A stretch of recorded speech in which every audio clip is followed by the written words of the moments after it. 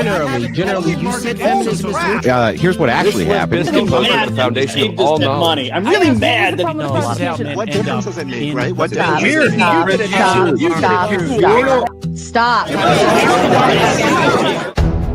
the deregulation of the industry is obviously going to cause more of that industry. And to lubricate the trust connection between people until they have enough. Yet we could still look at biological reality and determining who's a female, even if there are. Why don't you denounce feminism the same way you're denouncing capitalism? If you don't... For something to be objective, it needs to be verifiable. And you can't verify... If I make a claim as a political pundit, it is true that I definitely could be wrong. That you're promoting, right? Ideology is the main tenet of politics, right? This is my ideology. So 2015, anyone go back and watch the footage? The first GOP debate. Cool, Robert. Oh, dead? With a crowbar, you said?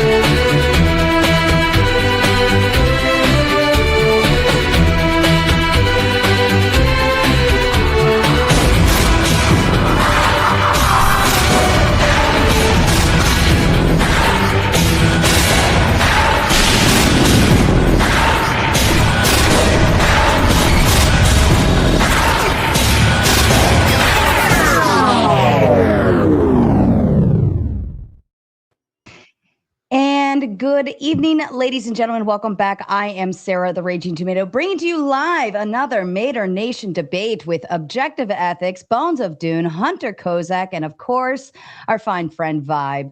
They are here to debate objective morality can exist without God through reason, evolution, or natural law. Objective Ethics, if you'd like to kick us off with your opening statement, please. Thank you to everybody for participating tonight. Looking forward to a good one. All of our actions as agents are motivated by either reason and or emotion. Agency in the normative sense means setting goals and taking actions. The reason that we can identify normative claims for moral decisions is because we have a fundamental reason to cooperate with others, as we are a social species and because we have empathy. Our reason and our empathy are the grounds for obtaining true moral facts. Once the goal of cooperation is selected, there are true moral facts in how to obtain said goal. All true facts are objective. You cannot get an objective grounding for morality from any agent, as agents are never stance independent. God is an agent. The grounding for objective morality can only come from evolution, which is stance independent. If one denies nature as the ontological grounding for objective morality, then they must necessarily deny the existence of objective morality altogether. The normative claim for objective morality comes from the fundamental steps necessary to satisfy social contracts among social species, which we obtain via empathy and reason. I'm going to just talk a little bit about the is-ought because that gets brought up so many times in these conversations about morality. When it comes to the normative, how do you get the ought from the is? Many philosophers have already addressed this, that there's a misunderstanding with Hume's guillotine. It is not a universal principle that you cannot derive your ought from an is. In fact, most of our oughts ultimately do ground out an is at some point. For example, oxytocin is a hormone produced in the hypothalamus that regulates childbirth, lactation, and social bonding, while also influencing emotions and behavior. So, for example, if I want oxytocin, I have to play nice with others. I crave oxytocin as a part of my biological genetic makeup. This is literally causes my oughts. We can obtain this through logical arguments using the bridge. If bridge, a surgeon wants to perform a successful surgery, he ought to, normative, sterilize his surgical equipment. So there are several different ways that we can continue on with that throughout the debate tonight to kind of understand, using the hypothetical imperative, how we can obtain what our oughts ought to be based on what an is grounds out into an is. And I'll go ahead and give the rest of my time. Thank you. Perfect. Thank you, OE. Bones, to you, please. All right. So the resolution before us is not whether God exists, not whether like any particular ethical theory is correct. The question that comes off the prompt is, can objective morality exist without God through reason, evolution, or natural law? The position that objective ethics and I hold is yes. Notice that this is some type of existential claim. To affirm this, we need not prove that reason, evolution, or natural law provides an exhaustive account for morality, but rather we need only show that morality does not logically require God as its foundation, and that can be sourced from other areas. My opponents face two very different challenges today. My first opponent denies objective morality altogether, reducing moral claims to either like personal preference or some type of like emotivism, cultural convention, or some type of social agreement. This view cannot account for the distinction between moral disagreement and differences in taste. If morality is merely subjective, then statements like slavery is wrong or genocide is evil become expressions of disapproval rather than claims that could objectively be true or false. Moral progress then disappears, leaving only moral change. Even social contract theory fails to bridge this gap. Social contract may only explain why cooperation is advantageous or why societies create laws, but it cannot explain why an unjust contract is objectively wrong, why someone ought to honor the contract when violating its benefits them, or why societies that have endorsed slavery in the past or oppression in the past were either mistaken or were not mistaken rather than merely different. It only explains political order and not some type of objective moral obligation. My other opponent here grounds morality in God. While this view has a large philosophical tradition dating back to several centuries before, or rather several millennia before, it must answer a fundamental question, the Euthyphro dilemma. Are actions good because God commands them, or does God simply command them because they are good? If actions become good simply because God commands them, morality appears contingent on divine will. If God commands actions because they are already good, then goodness is logically prior to God's commands, and thus that just affirms our position. Appealing instead to God's nature relocates rather than resolves the problem, because we must still ask what makes God's nature morally good instead of merely describing it as such. There's also an issue of explanatory economy. Occam's razor tells us that we should not just multiply explanatory entities beyond necessity, God being one of these in this case. If objective moral truths can be grounded in the nature of reason, in the requirements of rational agency, or in other features of reality that do not depend on God, then positing God as an additional moral foundation is completely unnecessary unless it explains something that secular accounts simply cannot. Simply asserting that God grounds morality is not enough. One must show that God is an indispensable force for morality. Our position is a little bit more modest, I believe more philosophically defensible too. Just as there can be objective truths in fields like mathematics or logic that are discovered through reason rather than decreed by any person, objective moral truths can then exist independently of individual opinions or even divine commands from immortal beings. Evolution may explain why human beings developed the capacity to recognize moral truths. Natural law may describe the objective features of human flourishing, and reason may allow us to evaluate moral principles consistently and discover where judgments may succeed or fail. None of these explanations require God for objective morality to exist. Throughout this debate, we will argue that objective morality is best understood as something we discover through our rational inquiry, informed by our nature and our experience, rather than something that just depends on divine command or human preference. We need not claim that humanity has already discovered the perfect moral framework, just as disagreement in science does not imply that there's an objective, or no objective rather, physical reality. Disagreement in ethics simply does not imply that there is no objective moral reality. The question before us is whether objective morality can exist without God. We contend that it can, and by the end of this debate, we believe that the evidence will show that is in favor of our position. Thank you. Thank you, Bones. And Hunter, your opening statement, please. Great. Yeah, so I'm going to be tackling this claim by arguing for subjective morality. So I'm going to define it as such. Moral truths are human-made constructs driven by evolutionary psychology or social conventions. I'm happy to fight on that definition as we argue. I will likely agree with my opponent's chain of logic. However, I think the huge amount of contention we will have will be on the axioms of the argument. An axiom, for the audience, is the starting point of any logical argument, and they are by definition unprovable because there is no argument justifying them. I think that my primary axiom might be something like, I want to live a healthy and happy life to the fullest extent possible. Now, it's relatively easy to derive modern ethics from this position. Rawls' veil of ignorance seems to imply that we should treat others with the expectations that we have for ourselves, so I should also give others access to a healthy and happy life. Anthropologists seem to assert that a happy society is one that appeals to liberal freedoms. I'm sure my opponents have an even more compelling track of logic than I have here. This is fully contingent on my axioms and social situation, however.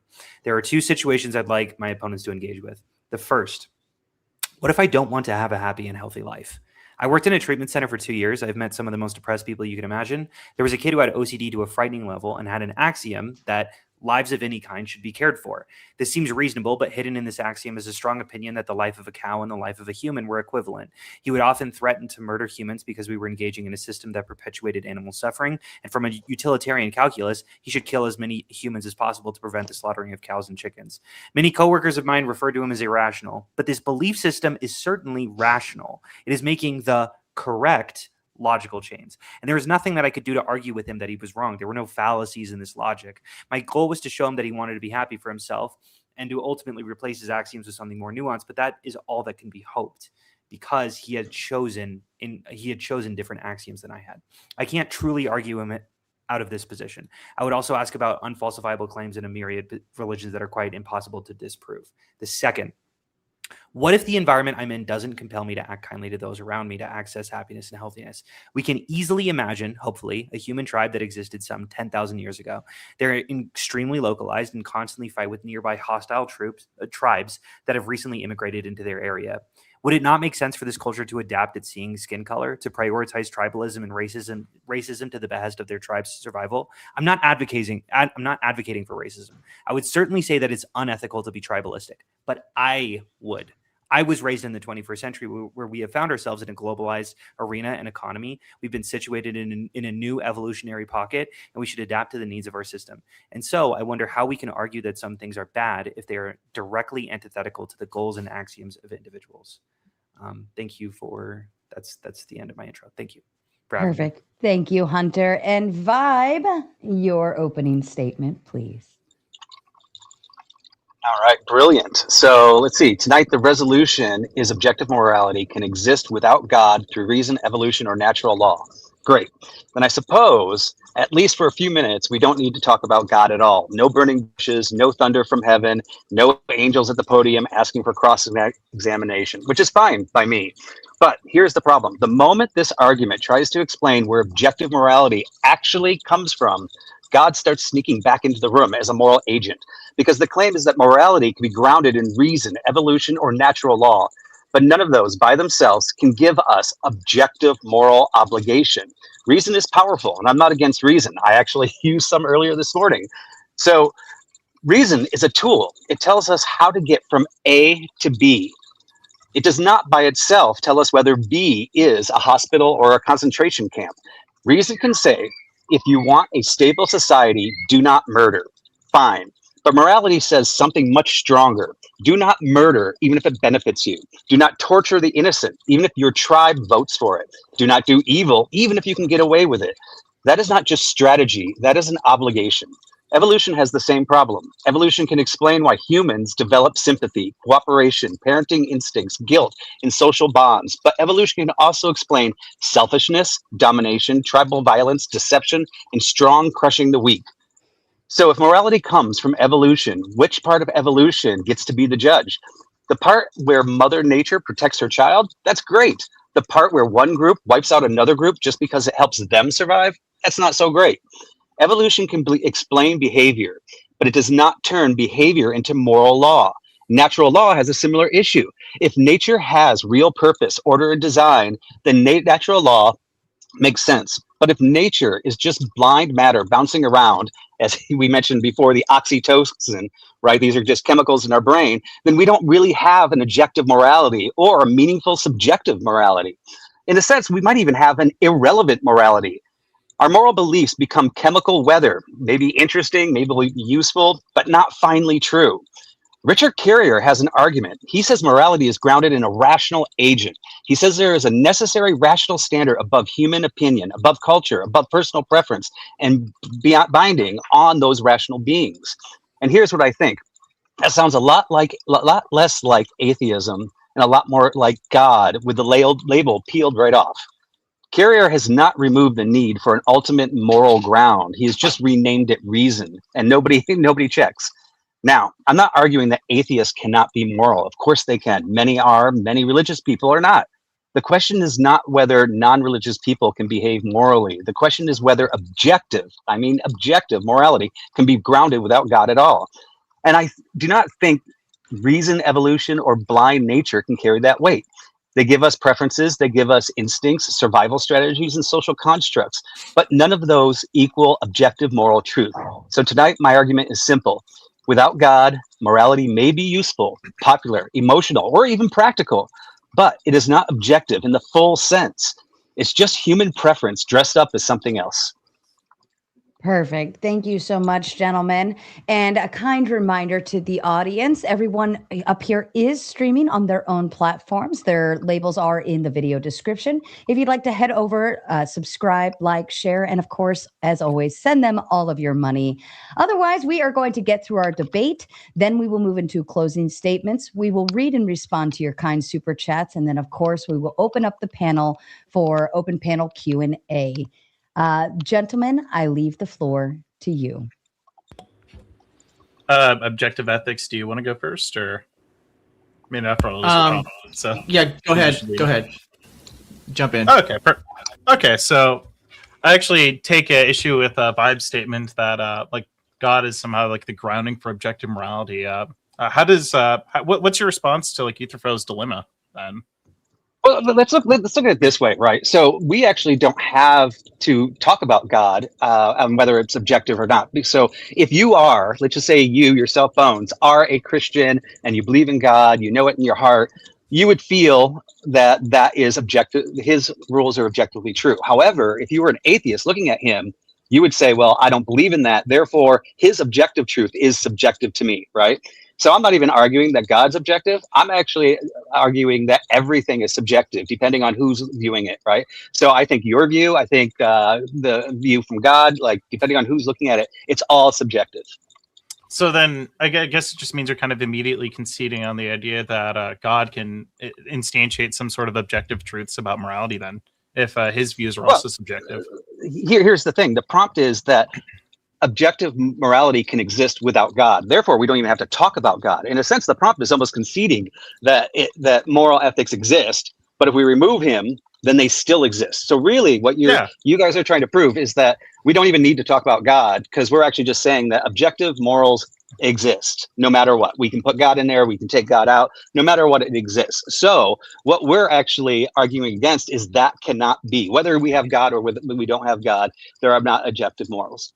Yeah, unfortunately, the prompt is also like implicitly arguing that God is a for, or rather God's like morals is a form of objective morality, which I feel like is incoherent for the earlier dilemma. Well, I mean, you even actually mentioned before that in a scenario, if God is going off of the universal, right, objective morals, then he's just stealing from something that you guys are saying already exists with or without him, right? And of course, if you were to bring the God piece back into it and the theology, we would say that none of this existed. Therefore, those morals couldn't exist until God came. But once again, I am actually not arguing that the because which God are we going to talk about? The moral ethics of God are objective. I'm actually asking you to tell me how it can be objective without. I mean, presumably, when you're referring to God, you're referring to the Christian God, right? It's. I mean, each God has a different set of morals, right? Right. But you yourself affirm like Christian morality, correct? I myself am a Christian, but I don't think it really plays into this particular argument. Right. But if there are no like objective ethics with God, then the only like other possibilities that we have to investigate the other frameworks outside of God. And I believe you already agree with this, correct? Yeah, I mean, for you, are you? No, I religious? believe you do too. If God's like properties are internally contradictory. Yeah, I mean, basically, we just want to find out if moral ethics can be objective. Right. But if God's ethics are grounded in objective morality, then the idea that like can objective morality exist without God is again, it's just presupposing that God is like a variant in which it grounds logic objectively, which is just incorrect, in my opinion.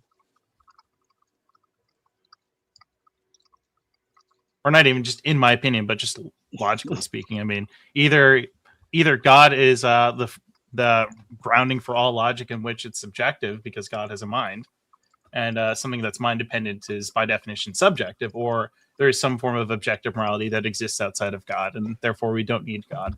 And invoking God would just be an unnecessary commitment. Yeah. So, I mean, me personally, as a Christian, I believe that God's morality is objective. However, for the point of this argument, I could actually concede that in your eyes, because you don't believe in my God, that in your eyes, my objective moral truth is subjective, right? That is something I can concede to. But once again, the burden is not on me to prove that my God's morality is objectively true. The burden is on you that without my God, your moral stance is objectively true. I do agree that I think we're pushing the argument into a place that it doesn't necessarily belong, that the onus really isn't on Vibe to prove that his specific branch of ethics is objective to him.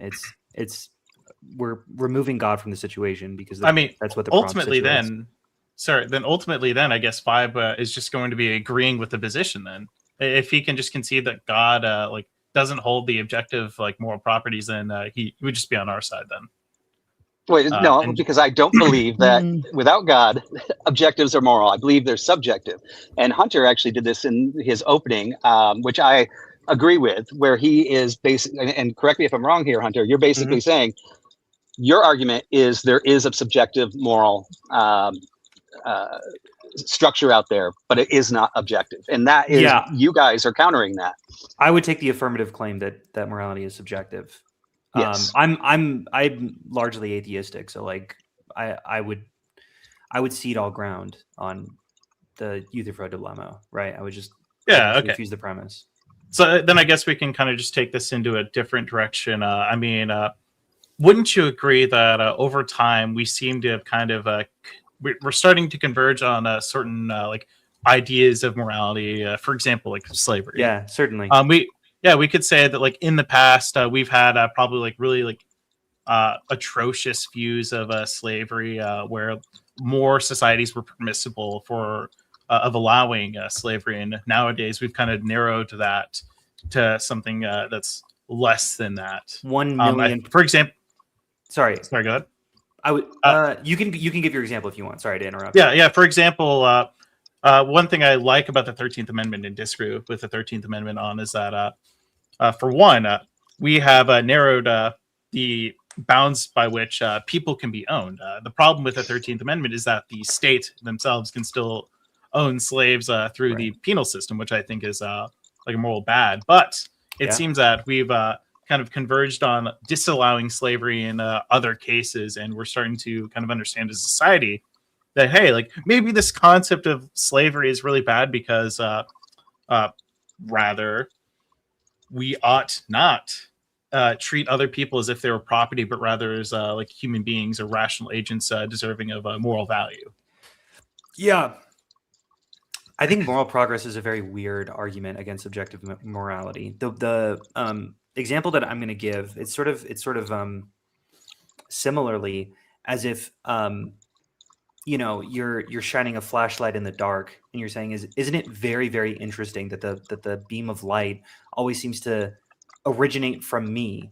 Doesn't that seem to say something? And I'm like, well, necessarily so, right? If my viewpoint is from the current era, then I would, of course, look at all moral progress to where it has arrived, which is where I exist and situate myself in, and say, obviously, it has brought itself to this point because that's the point in which I live. Does that make sense? Okay, if I could, let me see if I can understand this. So basically what you're saying is, because we're observing this phenomena at this point in time, we can compare it to a previous point in time and say that we're in a much better situation nowadays. Yeah, I'm sure that if you ask a bunch of people from, whatever, the 1500s or whatever, and say, did we make moral progress? A lot of them would say no, because they're seeing it from their lens, not mine. And so if I'm seeing it from my lens, necessarily we're making moral progress because I'm situated into the environment and circumstances that I live in, and I look into the past and I see morals progressing into me. Does that make sense? Yes. So I guess the symmetry breaker here would just be that there's this idea that morality itself is grounded in some sort of concept.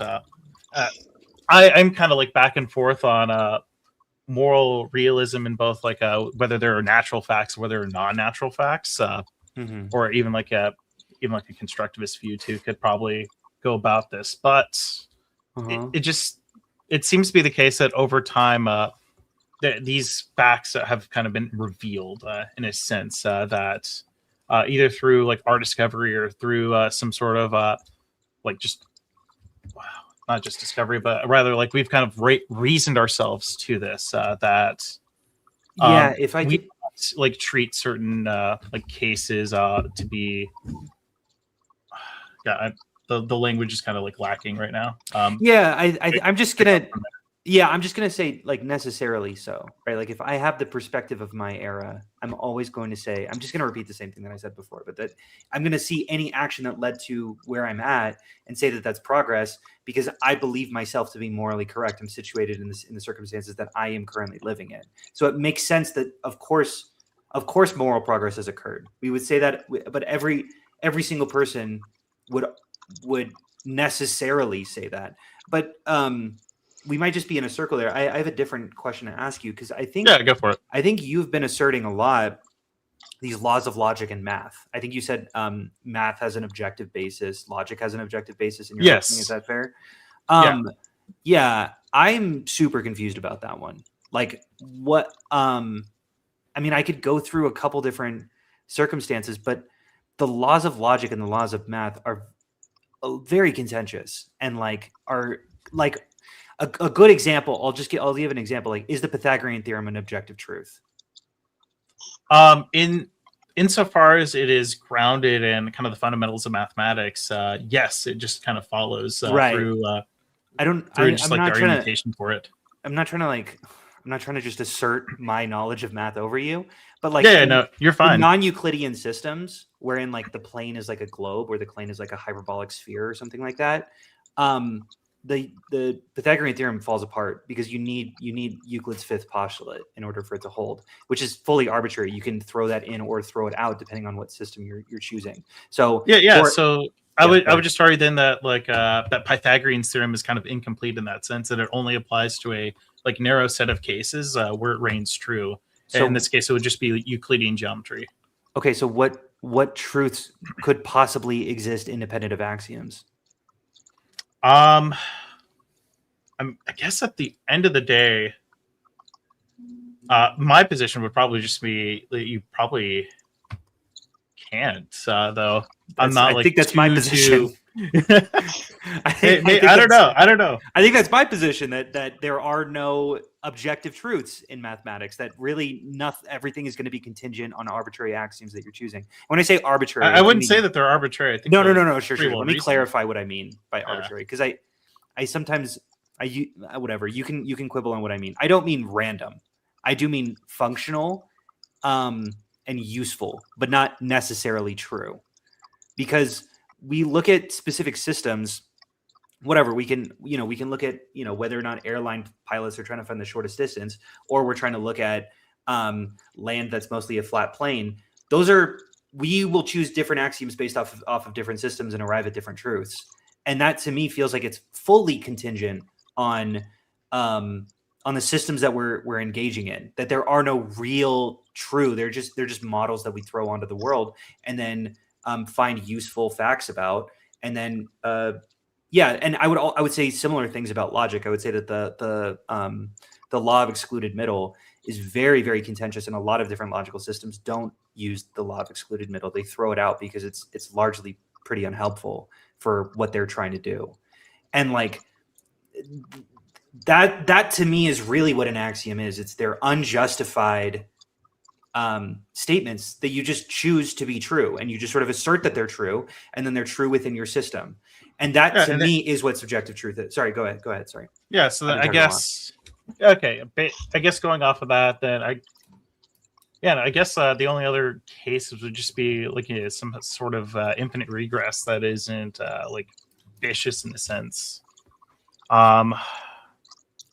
Sorry, I'm having an infinite regress. Is that what you're saying? No. I guess the only other way that this could be grounded is some sort of like an infinite regress that somehow isn't vicious or doesn't have any like I guess, internal issues either. Right. Because are you like Munchausen's trilemma, right? That you can only have Yeah. that regress. Yeah. And I would say that in the terms of math and logic, it's dogmatism. That's the answer to Munchausen's trilemma. You just assert shit to be true, and then you find stuff that stems from that. And like that first assertion that you first start saying does not have to be true. That's not necessarily true. It's something that you just kind of throw into the cosmos and you go, this is true. Now what? And then you can find out what happens next. But there is no there is no necessary qualities to those axioms.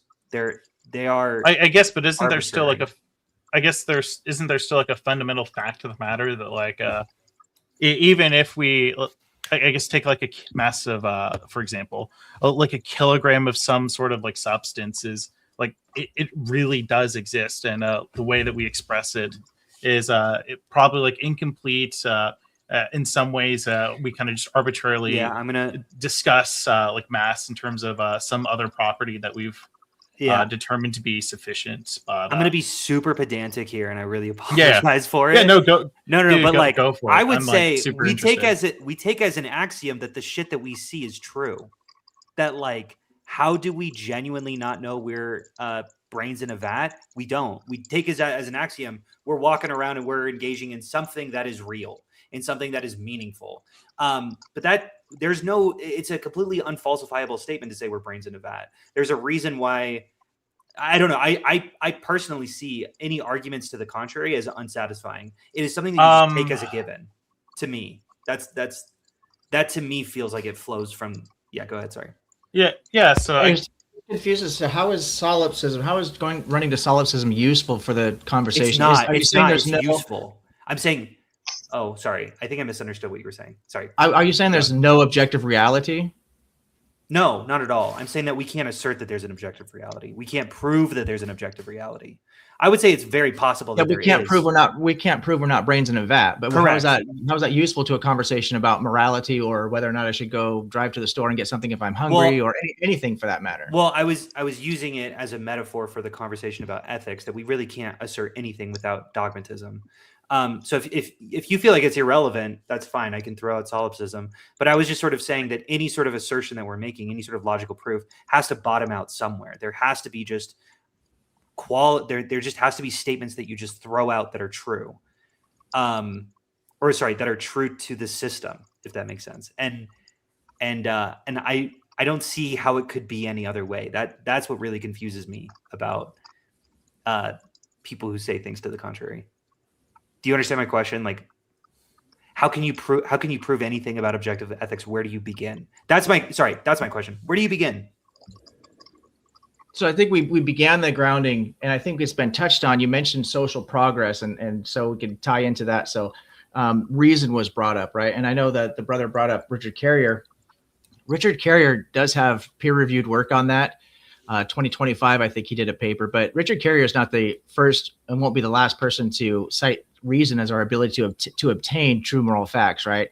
We know that Ayn Rand with objectivism bases reason as the primary function in discovering objective morality. Mm-hmm. Aquinas, natural law theory, cites reason as the way to obtain that natural laws are discoverable. Kant, he again, rational morality. Socrates, Plato, and Aristotle. Aristotle's ethics is built around the premise that people should achieve an excellent character by practicing virtue in order to ultimately attain well-being. It is sometimes referred to in comparison to later ethical theories known as character-based ethics. Like Plato and Socrates, Aristotle emphasized the importance of reason. I mean, I could go on and on and on and on. So we know, No, but there's a number of heavy hitters. Okay, I'm sorry. Go ahead. Well, that feels kind of like appeal to authority. Of course, there's I'm just saying, the argument is there. So if reason allows us to obtain these true moral facts, how does running to solipsism engage with the actual argument? Well, okay. The reason why I'm asserting solipsism is because usually people say reason exists through nature, but I guess my question is, don't you have to assert that nature exists?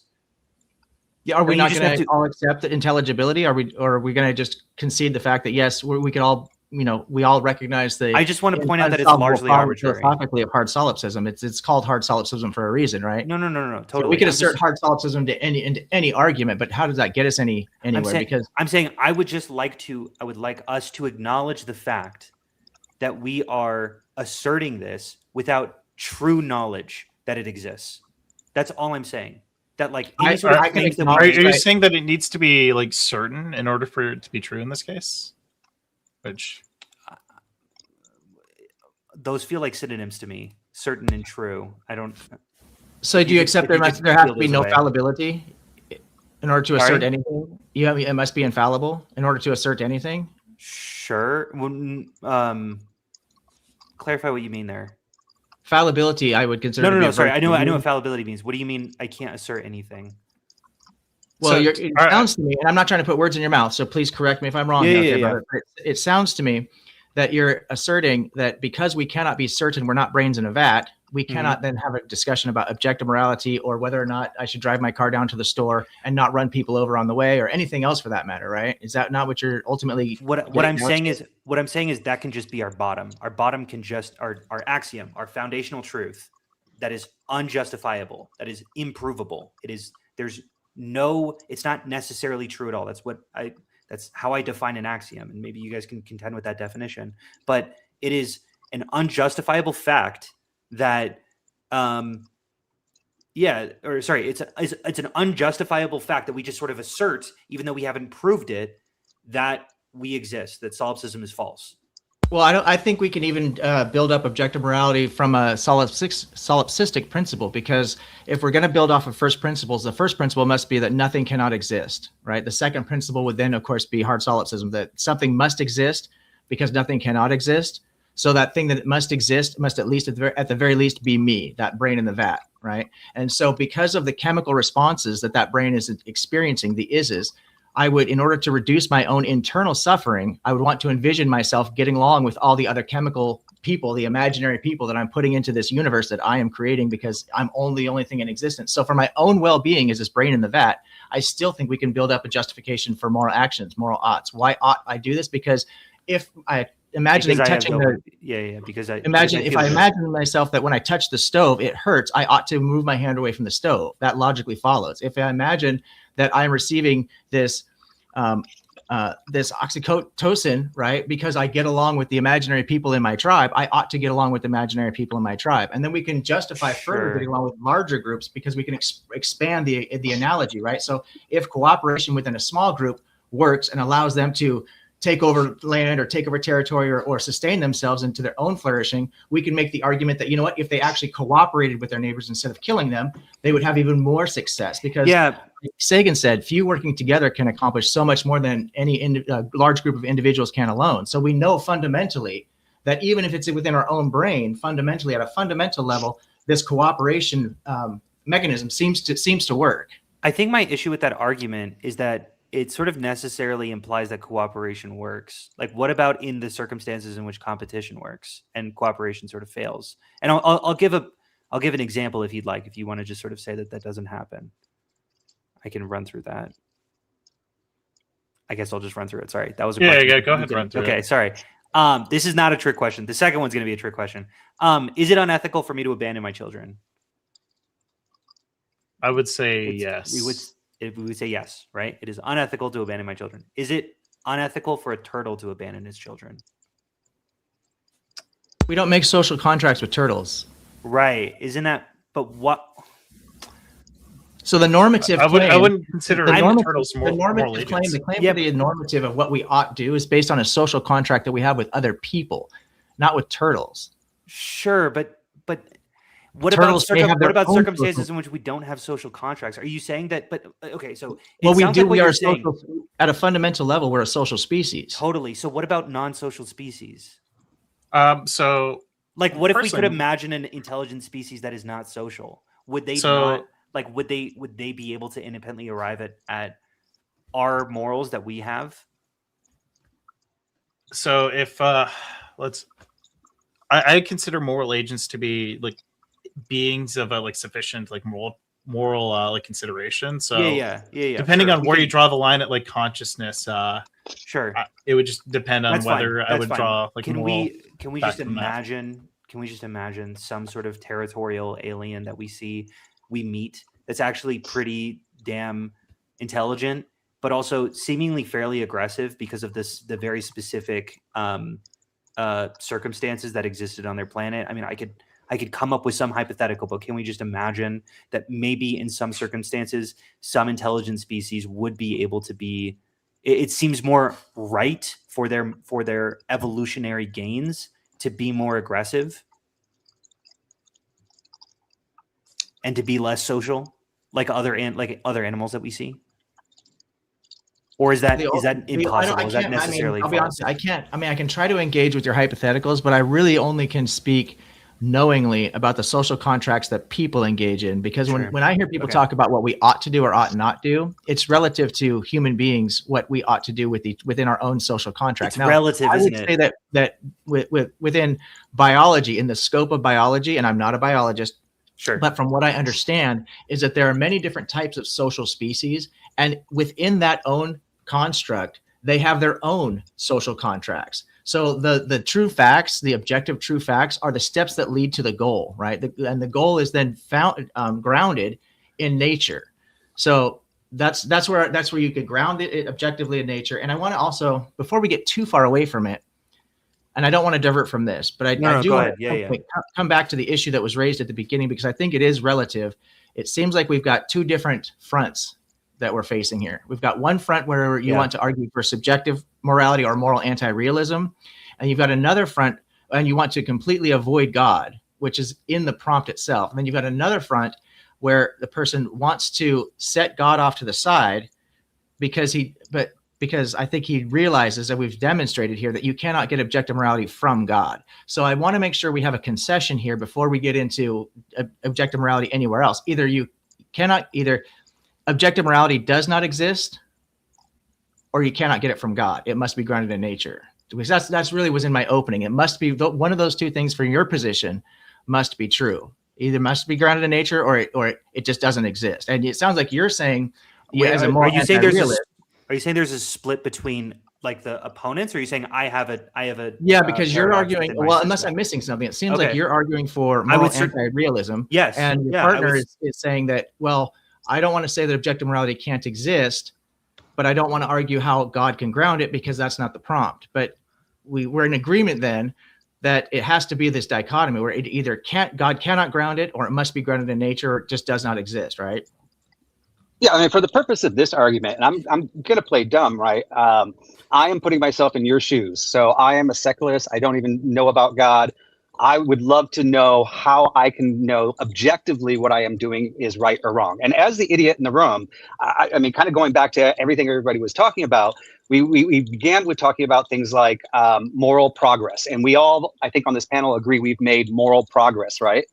Yes. But my first question as an idiot here is, how do we know we've made moral progress? Because I would assume, given the more facts, maybe we thought we made progress, but maybe we've made some steps backwards. And if we were given more knowledge as moral agents, and the more information we get, you guys are basically saying the more information I have and the less prejudice I have, the closer I get to objective truth. Would that be an incorrect statement? I think moral progress can be measured by flourishing. And given the fact that there's 8.5 pushing 9 billion people on this planet in such a short period of time, relatively speaking, that we can say that moral progress we have, and we could look and see what factors have led to that, right? Like trying to end world hunger, trying to make a move towards renewable energies, so on and so forth. Wouldn't that be from our own personal perspective, right? So I also would think that secularists also believe it's a huge universe. There's probably other life forms. And Hunter even said, like, let's say another species came. Now, maybe in their environments, their morals would be completely different than our morals, which is fine, right? They have their own moral agencies that know what the real moral objective truth is on their planet, because they wouldn't flourish unless they had different morals than we had, right? So now we have two different races in the universe with two different sets of morals, but then all of a sudden we discover they have this supercomputer that actually can calculate every single fact of the universe, and they actually can determine that the best outcome for the whole universe, for the most amount of species in the universe to survive, is actually the elimination of humanity. And it would have been better if our morals were set to go ahead and build nuclear weapons and blow ourselves up, which would have been the morally correct thing to do for the universe. once we actually have all the knowledge, and we now, like, this is where I go, how do I know that my objective morals are true? I can say that they're true for my society, then I can grow, or my country. We can even look at past the histories, the cannibals on islands. They were eating people because they didn't have enough food, and if they take over, their warriors were stronger. It was ethically correct for them, for survival, as you said, to go there. So once again, I ask, like, isn't our moral progress only based on the amount of information we're capable of handling? And is humanity actually capable of being the actual moral agent? So those are two really. Oh, I'm sorry, brother. Can I just?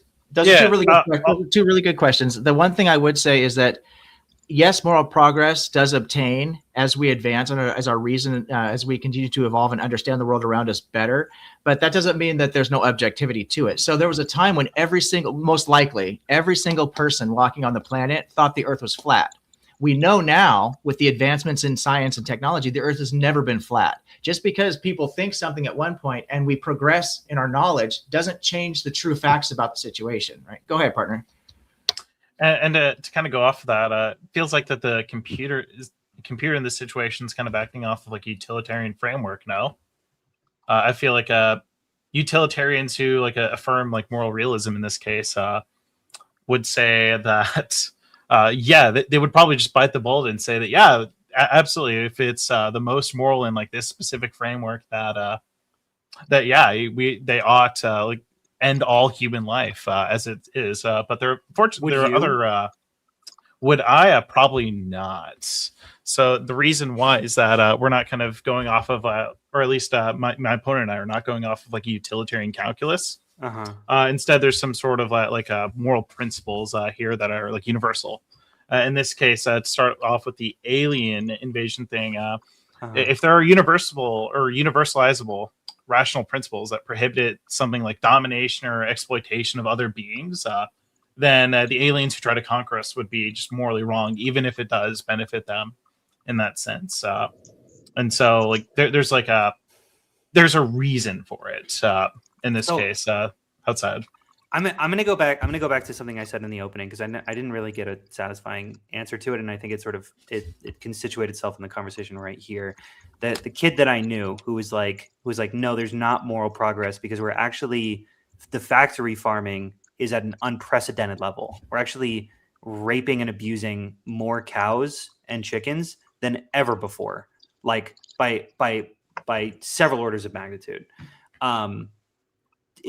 Wouldn't that kid be right in a sense by saying that there's no moral progress based off of his specific framework? No, because the framework that you're talking about, and veganism is a really empty claim. It's because it leads to a net negative. And I don't know if we want to debate veganism or abortion in this particular debate. We can go down those roads, absolutely. Yeah, well, sure. Want to touch, but when it comes to I might something have a like different claim actually, but go ahead. We're talking about factory farming versus killing animals. So we don't have to be a vegan to be against factory farming. So we have to really isolate, what is this kid talking about? It also seems to me that you told me, unless I misheard you, you told us that this kid had some kind of like neurodivergency. Yeah. So when we talk about reason and empathy, when we talk about reason and normative, we're talking about people with a healthy brain state. The average person, the normal person, what would they do? Not just some random psychopath. These are such subjective claims, though. And what is a normal brain state? Right, exactly. Like, compared to what? Like, what are we comparing this to? Now we basically have to come up with a new evolution of if we are to find our moral agents, we have to have some sort of brain test to figure out who's included, because all of humanity can't be included in that. Because whenever we're trying to build up an objective framework and someone goes, well, I disagree because I have different claims than you, and you're like, these are universal, then you go, well, just not you, right? No, they just not these people. It's universal for everyone except for these people who disagree with us. The morals hold up. The true facts hold up. The access to understanding them is it's going to be relative to each person's ability, mental faculties, right? So we talked specifically a lot about like moral progress, whether you take it from the subjective view or the objective view. We all talked about empathy at some point, right? Empathy arises from a distributed network in the brain, with cognitive empathy linked to the prefrontal cortex and the temporal parietal junction, and emotional empathy rooted in the anterior insula, anterior cingulate cortex, and amygdala. We have measurable things that physical traits and properties that we can examine and determine what this person's access to normal or normative behavior is. We treat these conditions medically because we can identify of course we do. them. Of course we do. But only so we can identify them only because using they're the not scientific situated method. well within the society's norms and society's that's what normative means. No, 100%. But I'm saying that it's relatively easy to just imagine humans as okay. How do I After this exchange, I want to take it in a different direction with respect to veganism, because I actually think it's a little bit more of a compelling argument. Okay, cool. I guess what I'm trying to say is here's my question. You're claiming that there's these are objective ethics, which anyone can essentially mind independent, be able to access. What if can I just play a character real quick? Where I'm sorry. Can you did you say that I said anybody can access this? Because I specifically did not say that. Sure. That's true. That's true. You did say that with okay. No one. Sorry, you did say that certain people cannot access this if they don't have the ability to like use logic or acquire knowledge. Is that fair? Is that a fair reason being the fundamental? Reason. Great. And cool. Empathy and reason are the two fundamental points of the argument, where it's grounded objectively in human nature of reason and empathy. Yeah. Okay. I guess my question is like, how do you even begin to tackle? Let's just say I'm a Christian nationalist who says slavery is right because it's in the Bible, it's right there, and also God will smite me if I don't follow it. How do you assert to this person that they're wrong? Because there's an internal contradiction, for one thing. So when we look for logic, so the argument, so when it comes to, for example, with slavery, how does subjective morality lead to logical contradictions? The slave owner needs his freedom and well-being to take slaves. Thus, he is demonstrating the intrinsic values of freedom and well-being. Therefore, it is a logical contradiction to say he is morally justified in taking away the same freedom and well-being which he necessarily values himself away from another person. He can do it, but he cannot justify it epistemically using his own standard of values. Great. The contradiction is within his own internal system of values because he's demonstrated this. It's not what he says, it's what he's demonstrating by taking slaves, by committing that action. This freedom and well-being is a necessary condition for any agent to act. Right. The issue there is that you're assuming that he's betraying his own moral systems because he's inflicting it onto another person. I'm not saying he's betraying his own moral system. I'm saying he's betraying his own value system. Okay, no, he's not. Because he can just say, no, I'm part of God's chosen people. I'm one of the Canaanites, and I get to do this because God says so, and it says so in the Bible, and you're one of the bad people in the Bible, and I get to inflict my wrath upon you, and you don't get to me because God says so. So Hunter, would God's chosen people argue that they have some like intrinsic value to like or some intrinsic like worth such that they deserve like well-being and happiness? I don't think I need to answer that claim or answer that question. I think I can just say the Bible says so, and that is my law. Well, yeah. If the Bible says so, then and that's what's informing their framework, then the answer is just yes. Then that we're better inherently. Okay, sure. Not that just you're better inherently, but that you have these like values or that you have this like moral worth. Sure, that are antithetical to yours. That not just that they're antithetical to ours, but it's just internally inconsistent. If they themselves feel like they have moral value, just because they feel that they're the chosen people, but at the same time they're not extending like the same moral value to like others. Yes, because the Bible allows them to. Hold on. In particular, I mean, the Israelites, they were allowed to hold their own people as slaves for like a given few years. Okay. And the Bible also states that you can beat your slaves near to death. But of course, we're going to say that that's wrong because you ought not, you don't want to be beaten. And that also would just violate your own well-being. So other Israelites who would also hypothetically get beaten in this scenario, it would also be violating their well-being. You're asserting that's where the internal contradiction happens. Genuinely, this sounds really silly and pedantic, but like this is genuinely something I believe. You're inputting this law of non-contradiction that doesn't necessarily follow. What if they just accept non-contradiction? They just accept contradiction. They just say it becomes self-refuting. It doesn't, because they reject your logic system. They reject your specific framework on how you build systems. Because because if you ever try to use any sort of logic system, it depends on which ones you use. You know, there's different kinds. There's the Thelian. There's it's been a while since I took in my logic class, but there's a bunch of different kinds. I forget the names, but like you can there are systems that accept the law of non-contradiction. There are plenty of logic systems that are internally consistent and do so. There are systems that reject the law of excluded middle, and you guys, because of your specific framework, accept these laws and you say they're universal, even though you just decry any system that doesn't use those. To reject the law of logic, you'd have to demonstrate a P not P universe, and it's simply impossible. So the laws of logic are at a fundamental level. It can rain, it cannot rain. Law of identity. P not P. Right. It can rain, it cannot rain. Those are both true right now. You could say, what's that? I'm saying it depends on the specific way we're organizing statements, we're organizing frameworks, and I could say that I can easily build a logic system that says it can rain and it cannot rain. Not at the same time and place. Because No, sorry. It might rain and it might not rain. That's a better way to. So then, what does negation mean in this case if you affirm dialetheism? I don't need to affirm like all of these. I guess no. The concept of a negation just becomes like way weaker than than how we ordinarily understand it. Sure, but sure, of course. But like any mathematical system or logical system can assert any sort of. How do I explain this? But you're inferring an absence of identity by saying it might rain, it might not rain. Is now sidestepping the law of identity problem. I know, right? But so you keep asserting these laws that don't necessarily have to exist. Yeah, because they do. Because you cannot demonstrate, brother. You cannot demonstrate a P not P. You cannot say the sun both exists and does not exist in this universe. It either does or it does not. Okay, I think that is some pretty autistic framework. I personally, sorry. I think the better lens to look at is mathematics, because that is I know it a little bit better. There are plenty of axioms that are rejected and accepted. The axiom of choice, very famously, can be accepted or rejected depending on what specific things you want to do. The axiom of infinity is an extremely contentious axiom that a lot of famous physicians wanted to not include in the laws of math. All of these things can be fought for and fought against based off of what we're trying to get.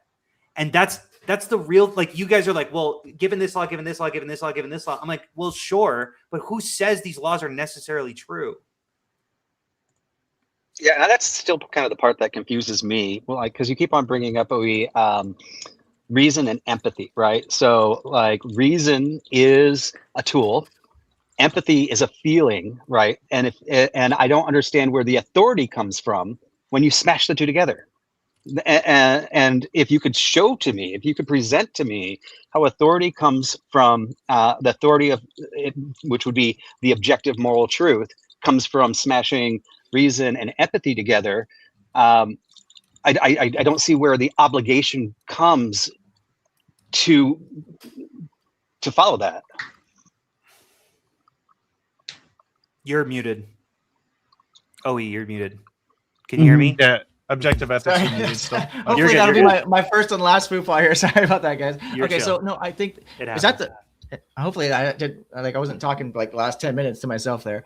No, just the last two. Last few seconds. Okay, very good. So it seems strange that we're importing this this obligation, right? All these goals are going to be subjective. Whether or not we choose to participate is going to be subjective. Once we choose to participate, we have true facts that we can establish. So even with the mathematics example, once we establish that, once we agree to establish that a square, right, has 4 equal sides and 4 90-degree corners, then we can objectively say this criteria now, every time we see it, is in fact a square. If we subjectively say the first person to cross the finish line wins the race, then we can objectively establish that the fastest person who runs and gets across the finish line first is going to win the race. I 100%. Maybe I feel like I'm going crazy.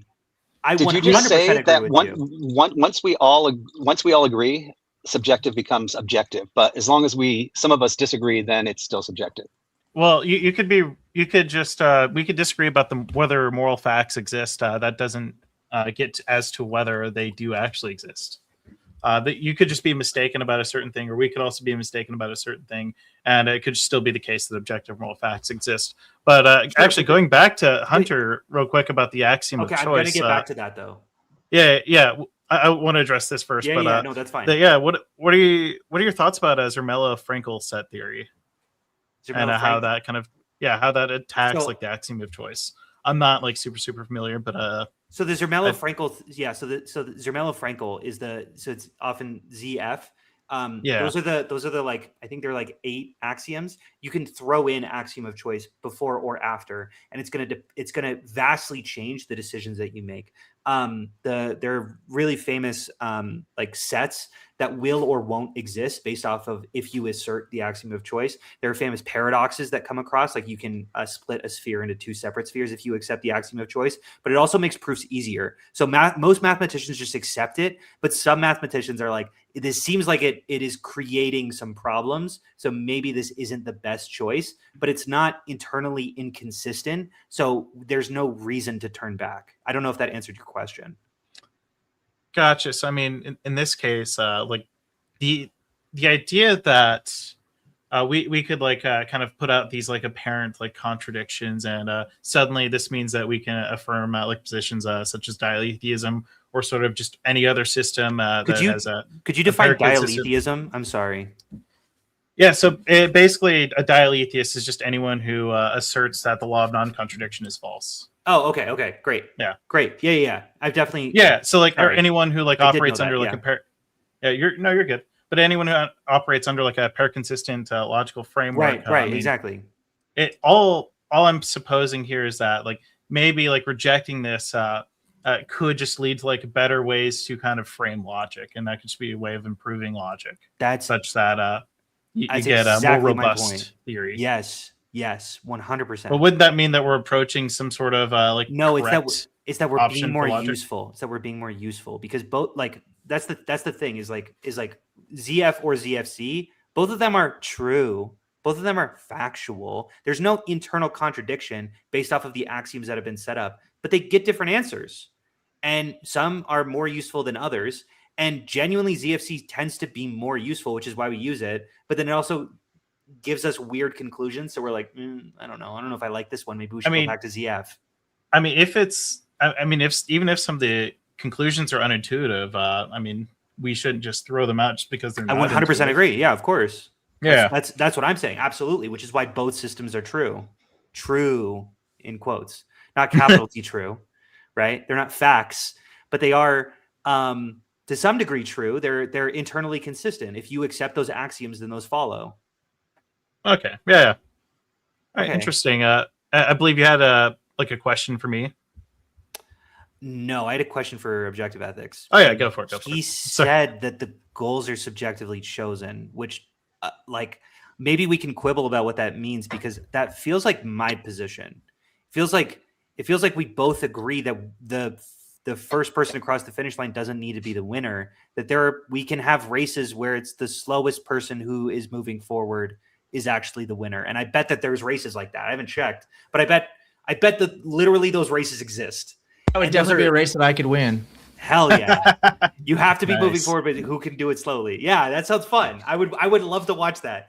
And we could imagine though, I would bet you $50 that has happened before.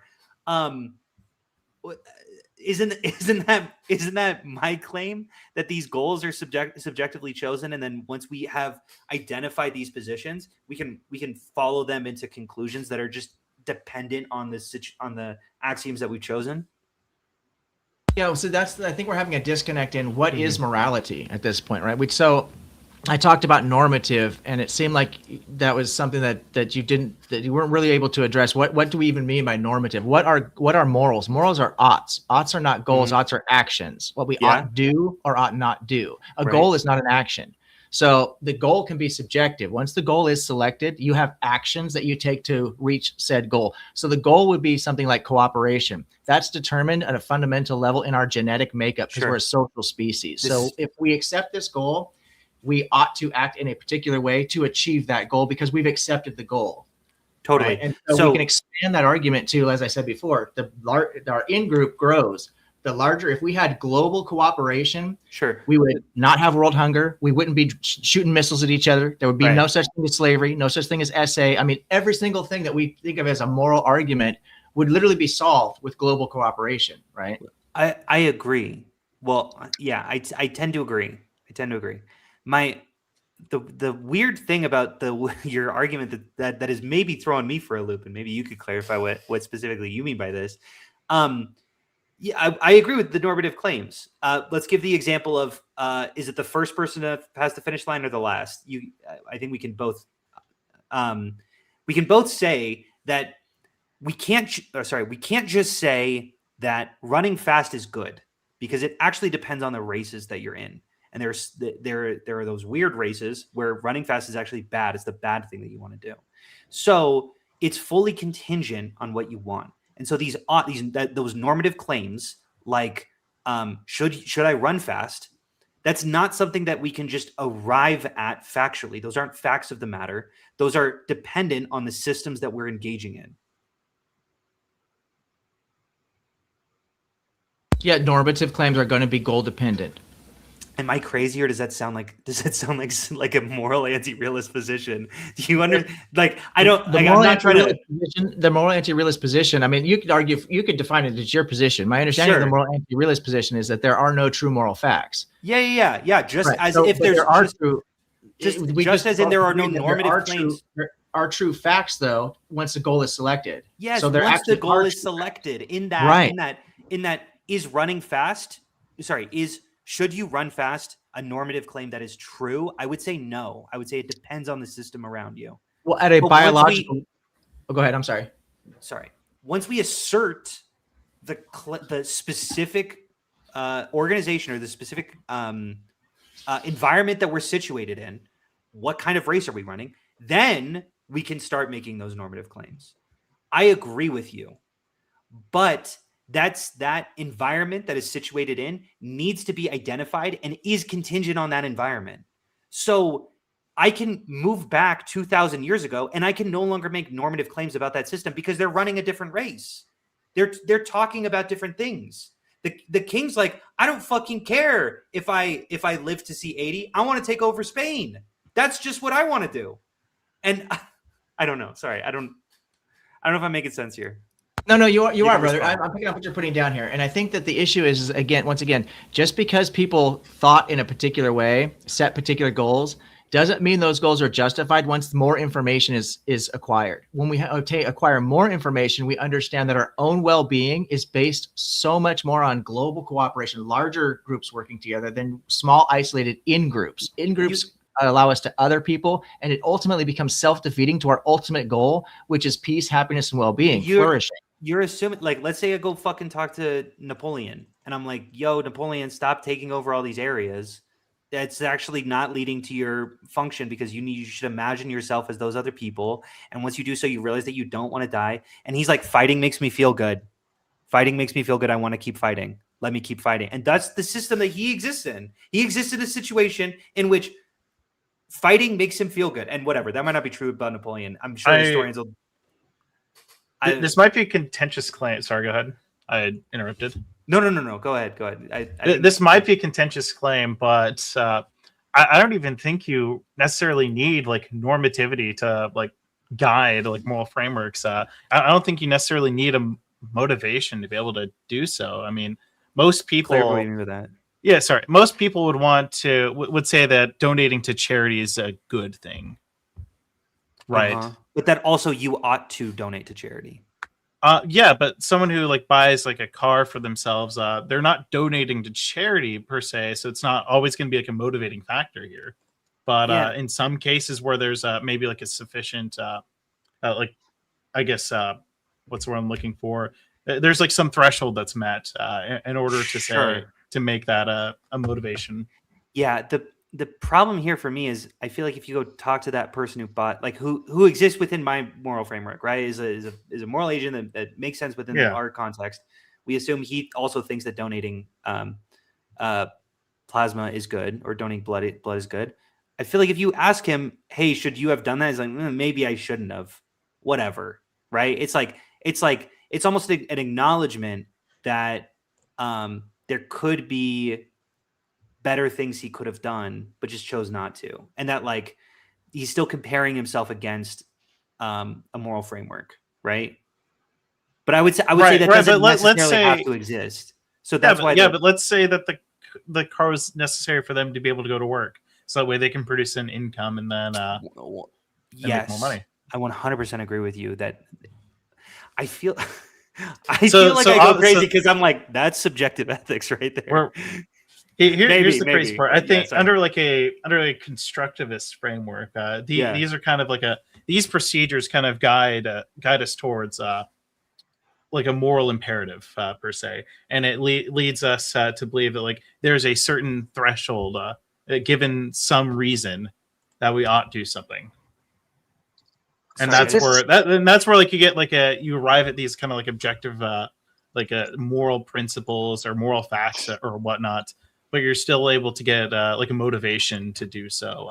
That's kind of absent in other normal or meta. I don't know. I'm this is a common argument. So I'm sure that you guys know your answer to this, but like it is a little confusing to me how you can argue for an objective ethics when it seems like there's a lot of contention on how to arrive at a lot of ethics. There's a lot of different ethical systems out there. Right. And so it could just be that we're all mistaken and that even though there are some like set of moral facts, we could all just be arriving at it the wrong way. Let me throw this out there, right? The framework that you guys are laying out. I am not here. What I'm listening to my reason and my logic and the framework that you guys have set out sounds really good. I actually like this. And if you guys said, hey, here's our framework, we should be using reason, we should be using empathy, we should be doing this, this is how we move society forward, I would actually jump on that bandwagon.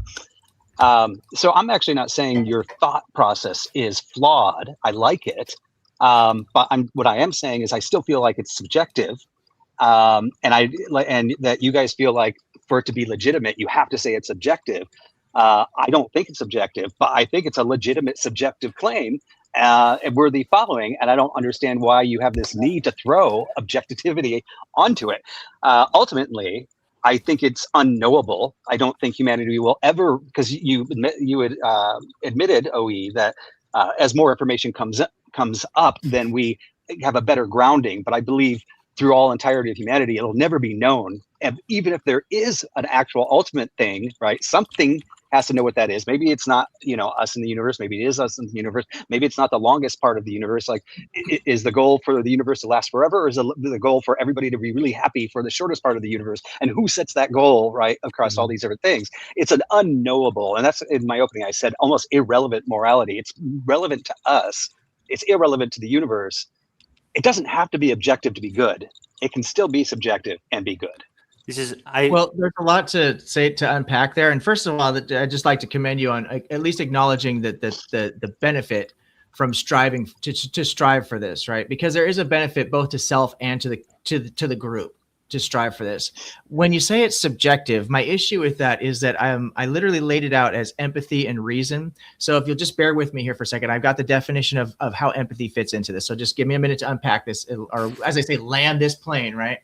Empathy is generally divided into two components, cognitive and emotional. Cognitive empathy, or theory of mind, is the ability to understand another person's perspective, beliefs, or intention. This relies on the medial prefrontal cortex, which interprets complex social situations, and the temporal parietal junction, which helps distinguish self-perspective from others' perspectives, enabling accurate social judgment. Emotional empathy, or affective empathy, is the capacity to share or resonate with another person's feelings. Key regions include the anterior insula, which generates visceral emotional experiences, and the anterior cingulate cortex, which processes the affective quality of pain. The amygdala also contributes by detecting and responding to emotional cues, particularly fear and distress. So what I'm getting at here with this is that we have an is that we're working with. Empathy isn't a subjective sense. It is literally grounded in something that is biological in our human. I could argue that empathy is subjective, because when my parents died, I had a feeling, right? And I know when somebody else's parents die, I will say I'll be empathetic to that. However, the chemical reactions and the feelings that I actually had, where I'm saying I know what you're going through, is actually a false statement, because each brain and the way their chemicals are and the oxytocins and how it all works out together, it could be a completely different feeling. So really, what I'm saying is I've dealt with that before, but I'm lying when I say I know how you're dealing with it, which is what empathy is. So the whole fact that that you're saying that we can be empathetic, I don't know if that's necessarily even true. I want to tack on to what Subjectively. Vibe is saying, because I 100% agree, and I just want to strengthen his argument if I could.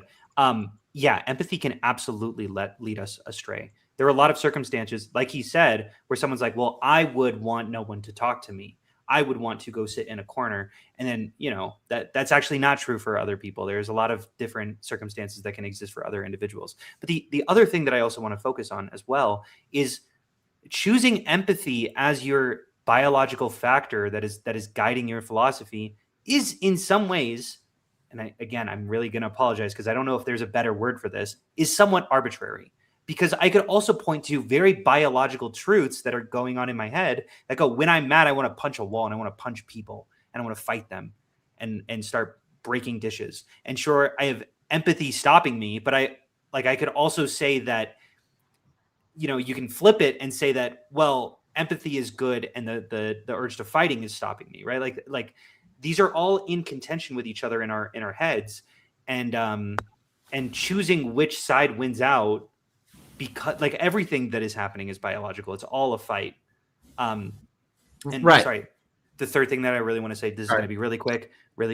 I also agree that this is a good system, that this is one that I also abide by because I find it useful. This is my subjective reality. That's all I'm arguing. I think that we would all agree on the ethical, on the oughts that we ought to do in society. And I like anytime that you would assert something, I would agree with it. Well, I just in response. So this is why we combine empathy and reason, right? Empathy doesn't mean I know exactly how you're feeling. Empathy gives us a baseline that we can recognize and identify pain and suffering in another human being, right? But because of our own lived experiences, there's going to be certain differences to this. But what we recognize is a common aversion to suffering, a common aversion to sadness, a common aversion to physical pain, so on and so forth.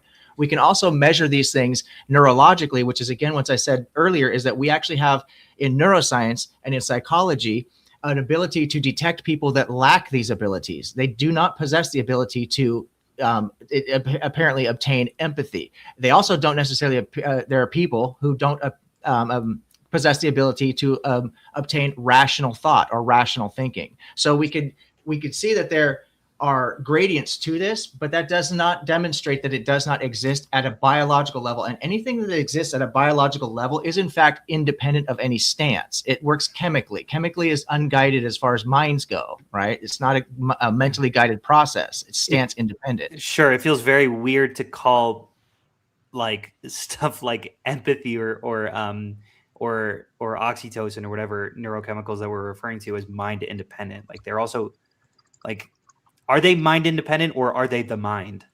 This is what I just said in my opening statement too. Like it's a chemical soup, right? That we're talking about in our brains, and each person with their glands and things like that are generating different amounts, which actually equate to what their decision making is. Like even like with Rawls Vale, where you're supposed to like remove yourself from everything and not know where you're going in society. Some people's chemical soup are going to still say, I want the rich to succeed, and I'm going to gamble because that's my nature, that's my chemical soup makeup on, I hope I win, and I'm born in the rich race because I rigged it for the rich, even if I'm willing to take the chance. Other people will be like, well, it needs to be fair. I don't know where I'm going to end up. I'm the safety guy because my chemical soup says I'm safe. These are still subjective based on the chemical soup. Yeah, I'm not trying to be unfair here, so correct me if I'm wrong, but it feels like you're trying to put the cart before the horse by saying that because these chemical processes affect our subjective intuitions, that now these chemicals themselves are subjective. I'm saying the chemical processes are in fact objective. They are stance independent. They are what produce the effect of us taking a particular stance, but that stance is not random. It's affected by something intentional. It's something physical, or which we say the biochemical, the neurological processes. Sure. I mean, I'm just going to go back to could you answer my question, which couldn't I point to other? Oh, I guess you said we have reason to facilitate. like anger as opposed to empathy. That's why we're choosing empathy is through reason. Because there's a lot of different biological factors that we could choose, right? Sure, absolutely. There's a lot of different emotions, right? Right. Yeah. And we must employ reason. Reason is, as you mentioned, Carrier. I mentioned Socrates, Plato, Kant, Aquinas. I mean, Ayn Rand, right? Reason is the fundamental. That makes him better. Yeah, I would say reason is the fundamental principle that we must apply. But empathy is at the core of the biology. The reason we actually do these things is because it affects us personally at a personal levels. Yeah, but so does all of the other emotions. Like horniness also affects me on a personal level. It makes me feel good. So I should just indulge as much as I want. Like as long as you recognize that you wouldn't want to be violated without consent.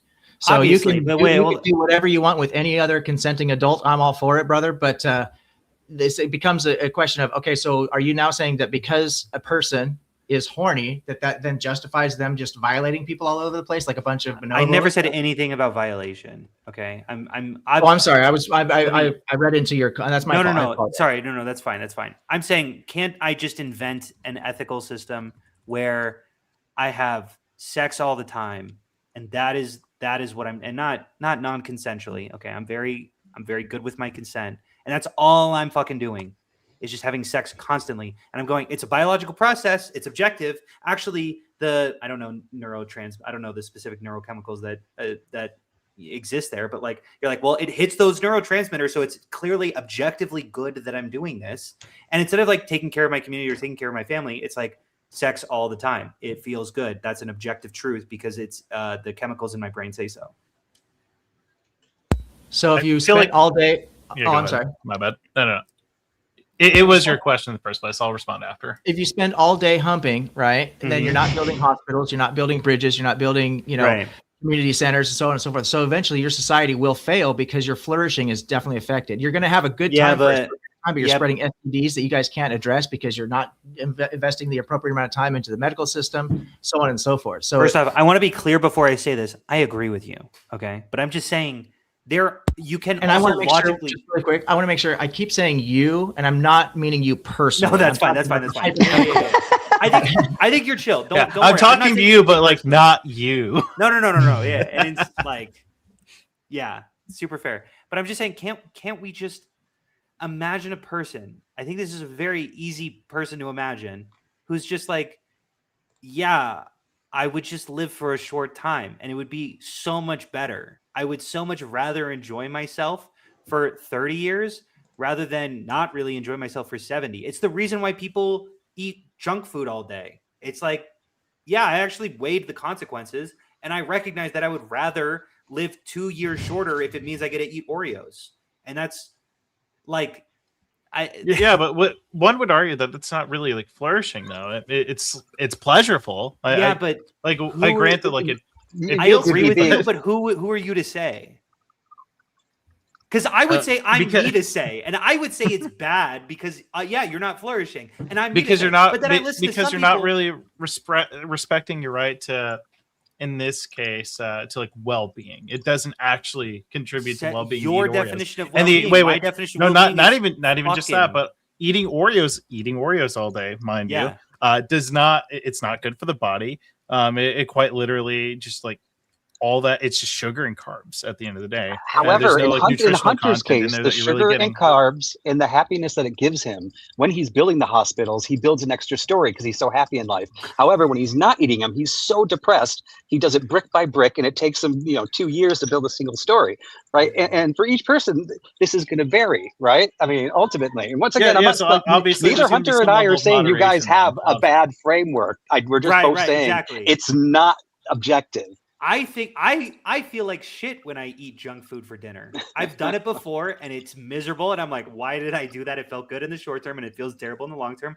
I'm not going to do this again because that's my framework. But I also meet people who are like, I don't know, more overweight than me, who are like, it doesn't make me feel bad. And it low-key, like, I'll just keep doing it because it makes me feel good. And I'm still able to work.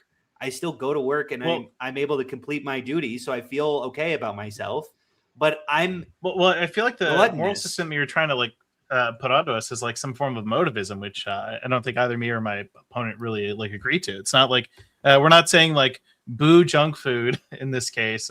It's more so that it's just like not respecting. The specific claim that I'm making isn't that also just a neurotransmitter in the brain, and what makes it more objective or more better? Like, why are we asserting empathy over gluttonousness? Because of reason. So we know that because of reason that the short-term gratification of eating don't know all that. the candy, That's how it is for you. And if you don't have the ability to reason, then again, it falls back onto the cognitive limitations of the individual, because we do know because of science and because of like dentistry that a person who eats a bunch of junk food all the time, their teeth are going to fall out. They are going to suffer. They're going to have a lot of pain in their face. They're going to do it. It's self-imposed misery. And so because we understand this, we combine these chemicals in such a way, we recognize and identify what ultimately leads to our best life. Our best lived life is going to be in balance. This feels very fallacious, because you're saying overconsumption of whatever, the feel good when eat neurochemical is bad. But I would also say overconsumption of the empathy neurotransmitter is also bad. Aristotle, or I think it was Socrates, who famously said that an ethical system in which you're so empathetic that you actually just give away all your belongings is bad too. I think virtue ethics has like a really good response to this, and it's that like all these virtues that are being held are supposed to be held in moderation. If there's like too much or too little of a specific virtue in this case, then you're going to have some level of unfulfillment. Great, that's a perfect like response, and that's a response to what I'm saying. Okay, cool. So let's have some balance. Yeah, but also like virtue ethics is this is a like normative framework that's objective. It's a normative framework. I agree with you that it's a normative framework. But I guess what I'm saying is, and I keep coming back to, I don't know if you guys are really understanding my question. You keep saying, well, empathy is in the brain and it's objective. So thus following it is objectively good. But also, aren't there a bunch of other shit that you can make the exact same claims for? Like, it feels good when I eat. We can ignore overconsumption because we agree we should be moderate. Okay, great. So it's ethically good. It's objectively ethically good under your framework to eat Oreos. Didn't I just arrive at with the same logic that you got to from objective ethics? I think does that make sense? I feel like the disconnect is I don't think either objective ethics or I are actually saying that by I guess addressing this. How do I explain it? By like indulging in the like empathy neurotransmitters that you're necessarily going to be like increasing or like more moral in this case. Like I said earlier, in like a virtue ethics framework, as long as you're moderating these types of virtues in such a way where it's just maximizing overall, like in this case, it would just be well-being or some sort of like virtues, then you as a moral agent are satisfied in that sense. But you're saying that our ethical system is grounded in objective reality because we can trace it to neurochemicals. Well, yeah, it's natural in nature. Yeah, right, it's a naturalistic framework. And I'm saying I'm going to use the exact same premises that you used, except for I'm going to switch one out and say, rather than empathy, we're going to talk about just pursuing dopamine. Isn't that also a neurotransmitter? Isn't that also okay in moderation? Yeah. So this. Yeah, go ahead. And then I can just be a hedonist, and then that's objectively correct given the same exact framework that you set up. So I believe you're leaving out the moderation part. Obviously, so obviously, if you're over-consuming in dopamine, you're not actually like living a fulfilling life. Great. Okay, so let's just pursue dopamine to moderation. But that's all I'm doing. Then if you're pursuing to like moderation, then that's objectively correct. You escape hedonism. Yeah, you escape hedonism in this case. So that's objectively good to just if you're moderating your neurotransmitters such that you are practicing all of your virtues in a like perfectly moderate way, then yeah. Okay. Can I just hammer down a couple things? You mentioned about a few minutes ago, you said that the argument felt fallacious, but I never heard you tell me which fallacy it actually was. And I do recognize it seems like, and as far as fallacies, because I feel like you're kind of strawmanning the position by continuing to leave out reason. when that's a core part of the argument. You're saying that the empathy, the chemicals, we can overindulge, we can just focus on this, but you're continuously leaving out reason, which is where this moderation is coming from. The idea of moderation comes from the fact that we use reason to determine what is the negative consequence of overindulgence of anything that we would otherwise say good. The other thing is we've already established, as far as I know, that these goals are going to be subjective, right? You're going to determine these goals subjectively. Once you subjectively determine the goal, then you can obtain the true facts that it requires, the steps necessary to achieve that said goal. And those goals, why would we obtain these goals? Why would we want to cooperate? Again, that gets down to a objective grounding in oxytocin, for example. Right? Cooperation. When we cooperate with each other, we get a hit. We also survive longer. Our quality of life is significantly better. So you asked 2 questions, and I want to answer both of them. The first, I'm unfortunately going to plead ignorance. I don't remember what I said was specifically fallacious. So if you remember what it was that I was saying that, I would be happy to clarify what I meant. So I'm going to skip that for now. And if I say it again, please pause me and then I'll clarify what I mean, what I think is fallacious. So I apologize for forgetting. The second is that I keep forgetting about reason. And I don't think I am. I don't think I'm strawmanning you, because I think I'm using the same logic flow that you're using. I think I'm saying, okay, moderation is good. I'm also going to be using reason to piece together these arguments. Eating Oreos feels really good. Eating Oreos, I shouldn't eat so much that I get a heart attack. Okay, I'll be a little bit careful. I'm going to eat Oreos and it's going to make me feel good. Okay, great. This is now objectively ethical that I ate Oreos. That to me feels crazy. Is that not the same logic flow that you used? Because the it feels good when I eat Oreos is a biological transmitter. It's something that's going on in the brain. In the same exact way that empathy, I'm like just swapping out empathy and I'm putting in. But this seems like a what would it be? It's a I'm so sorry, I just forgot the term. So the eating Oreos, it doesn't follow that this is part of a social contract. I'm confused as to how this is even a conversation when it comes to what we consider normative and the whole conversation about ethics. Well, it's about whether or not something that you value is good for a particular situation. How is that relative to a social contract? So I would behave with other people. I would agree with you that it's not really a social contract. I was just going off of your premises, which were reason and empathy, and social contractness didn't really have anything to do with that. So now that you're asserting a third thing, it again feels a little bit ad hoc how many things we're adding into the situation. You go, well, it's different here. Well, it's different here. It's different here. And this doesn't feel as reasonable as maybe I guess what I'm saying is, I feel like objective claims, if we're making statements about objective ethics, it seems like what we should probably expect from those systems is that they can be independently arrived. And I feel really confused how anyone can create the same sort of track that you're making without just following you. I don't know if that made sense. So sorry, the phrase I was looking for was malformed. I felt it was malformed. Then you said it's ad hoc. I'm just piling on criteria. But if you remember in my opening argument and what I've been arguing for this whole time for the last, frankly, hour and a half, the normative claim for objective morality comes from the fundamental steps necessary to satisfy social contracts among social species, which we obtain via empathy and reason. But is there anything? Okay. Sorry, you can go ahead. I've been talking a lot, Bob. I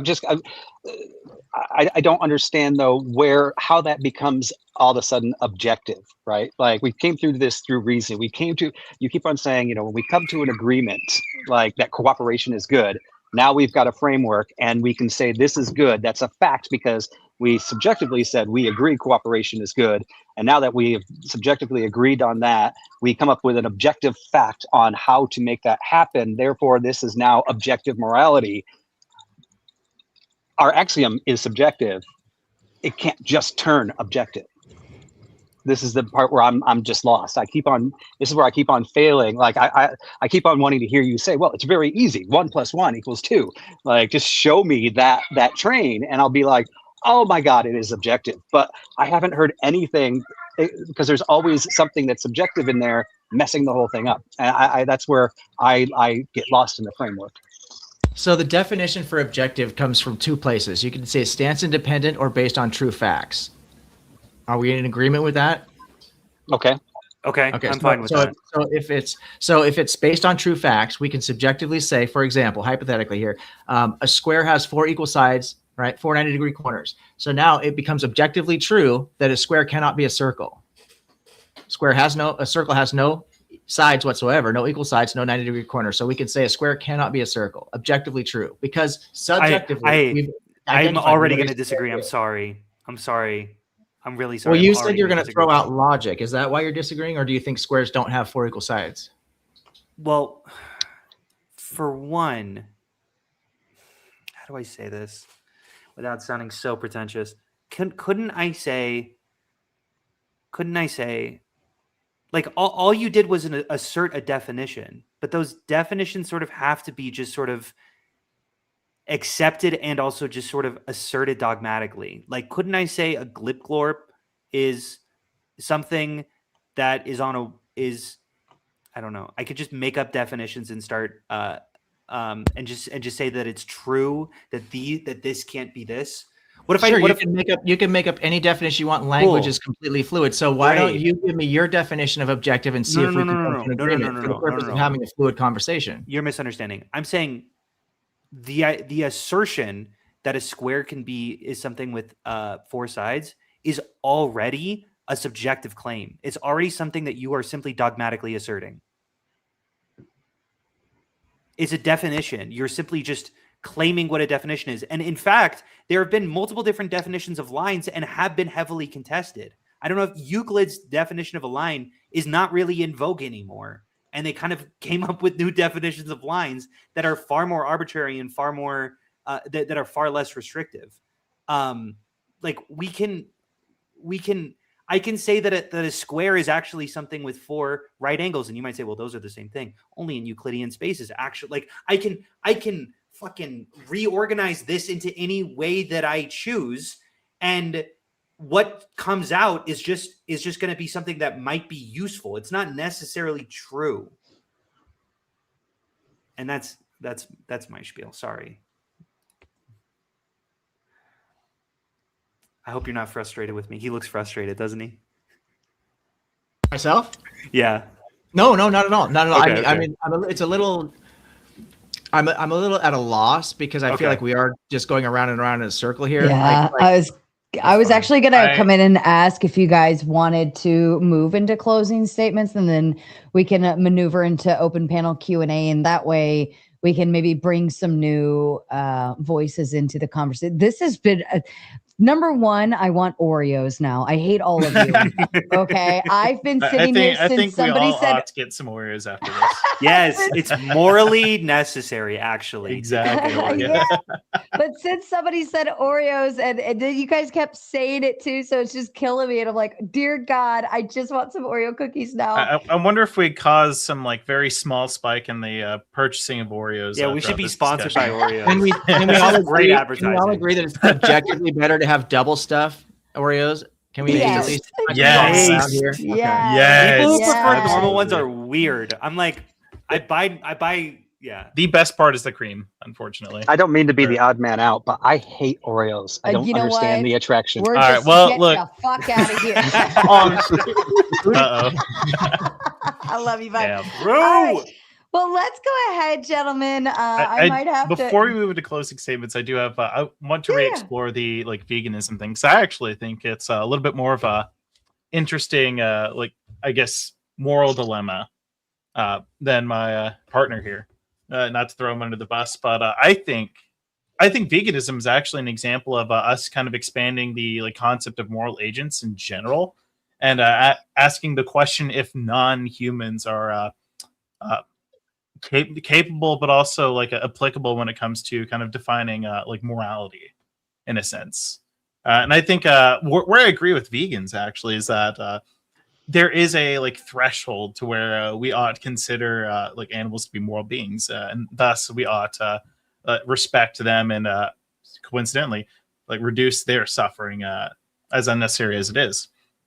And to kind of answer like one of the core questions about I guess whatever Kozak's was it like a person that you worked with? I worked with. at Okay, a treatment center for like disadvantaged youths or like gotcha. Basically, people who just can't function in real life are right. So my contention, it was a psychiatric facility, basically. Sorry, go ahead. Yeah. So my contention with the idea that we ought just like unalive or kill humans to reduce animal suffering is that that's one solution, but there's probably a better way that reduces overall animal suffering.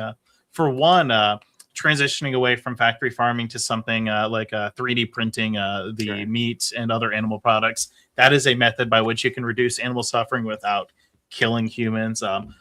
Other options include just completely shutting down factory farming. How far would you take that, just out of curiosity? So we reduce, now we're not farming the animals, but we've got the wild animals, which are doing harm. Like, we're the moral agents, right? Obviously, we don't have a contract with them, but if we want to reduce suffering for all life forms, right, now we need to go to Africa and we still want them to be wild because we want the best outcome from them, but we need to fence them off from their prey, and then we need to start feeding them, ultimate meat, so that they, aren't killing. Would we take it that far? So I'm actually a bit unsure about this. I've talked with a good amount of check your objective. You've got a little book right there, and it says here are what the ethics are, and then you can check them. So to answer this, not having epistemic access to the correct answer doesn't mean that the correct answer doesn't exist. I know. But funnily enough, checking like page 77 of the Bones of Doom objective ethics framework here tells me that there's some sort of boundary by which we consider the sentience of any being, and that cutoff could determine whether we ought to respect them or otherwise. As far as the range of vegan claims I've seen, there's a lot of vegans who would argue that we ought to kill all of the animals that were factory farmed, because the genetic modifications, antibiotics, all that stuff otherwise is actually contributing to a lot of suffering that if we allow the cows to just kind of roam free would just perpetuate suffering anyways. I actually find that somewhat compelling, but extending that to say like other animals, the most I'd probably go with, honestly, I think a common one would be mosquitoes, actually. Everybody hates mosquitoes. They don't really contribute much to the overall ecosystem. They're kind of like a plague. Well, they are very good at spreading disease. They're the incubators for disease. If we get rid of, and that is actually then killing out a life form, right? So how far down the life form chain do we want to go?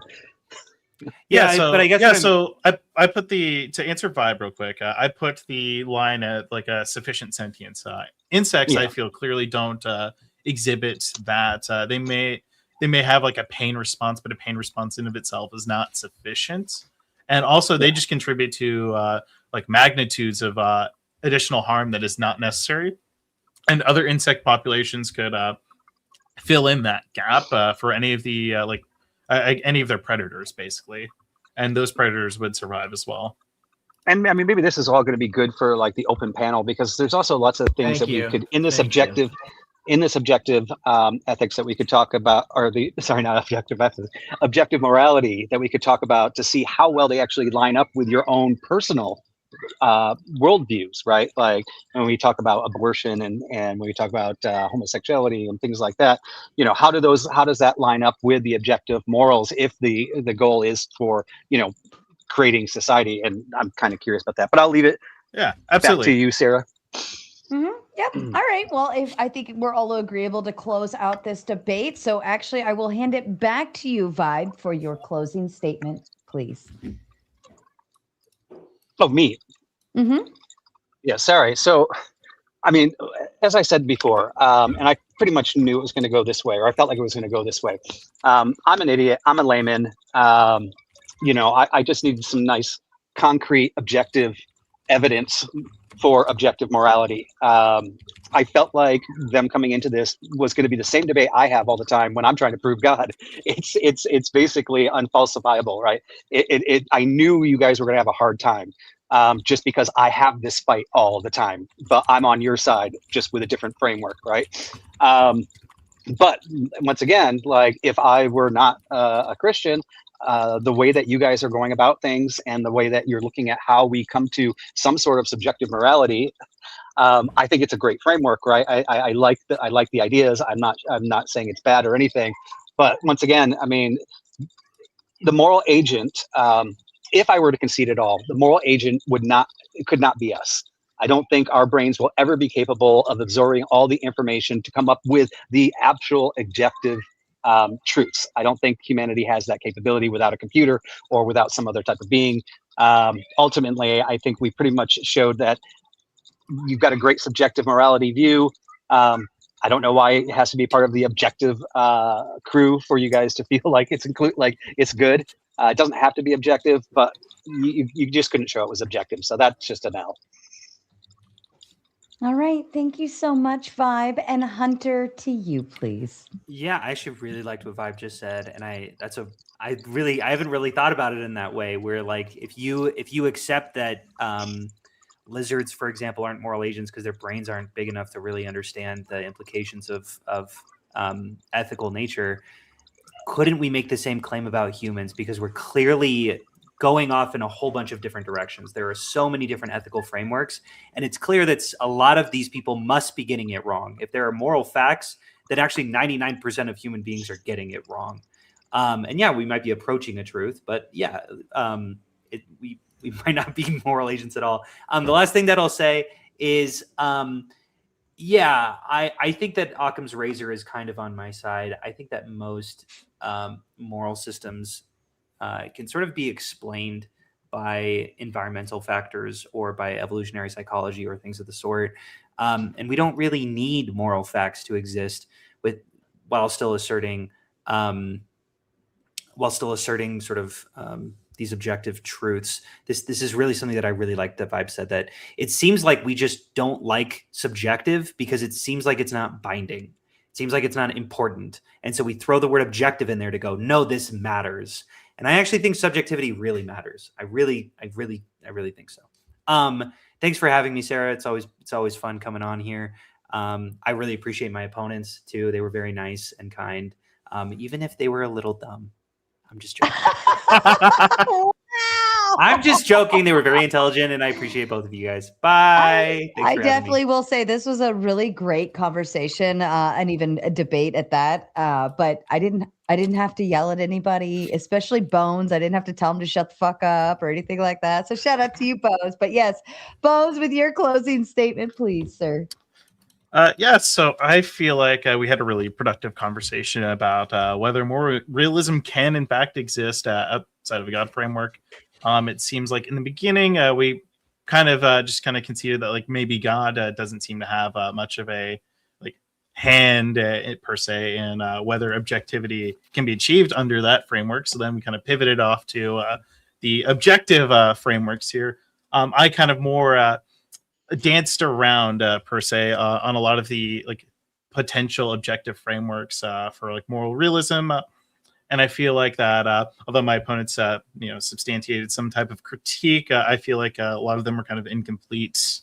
In particular, the biggest issue I still have is the idea that just because you're kind of producing chemicals in the brain that somehow it is objective. I don't feel like that was what me or objective ethics was necessarily trying to claim. And I feel like that if we just impose this concept of moderation as found in virtue ethics, that it kind of solves this idea. But of course, me personally, I am still very much kind of dabbling in more moral realism. I'm still kind of trying to feel the waters with respect to which framework is correct. So this is a really good opportunity for me to test some of those ideas out. And then I'll end this off on a pun. What is a love story contained within my mind? My Chemical Romance. For all the emos out there. Fair enough. Wonderful. Thank you so much, Bones. And OE, final thoughts from you, sir. Yeah, I think it was really telling when our opponents want to throw God out of the argument entirely. They were not willing to engage with God whatsoever, and God specifically is in the prompt.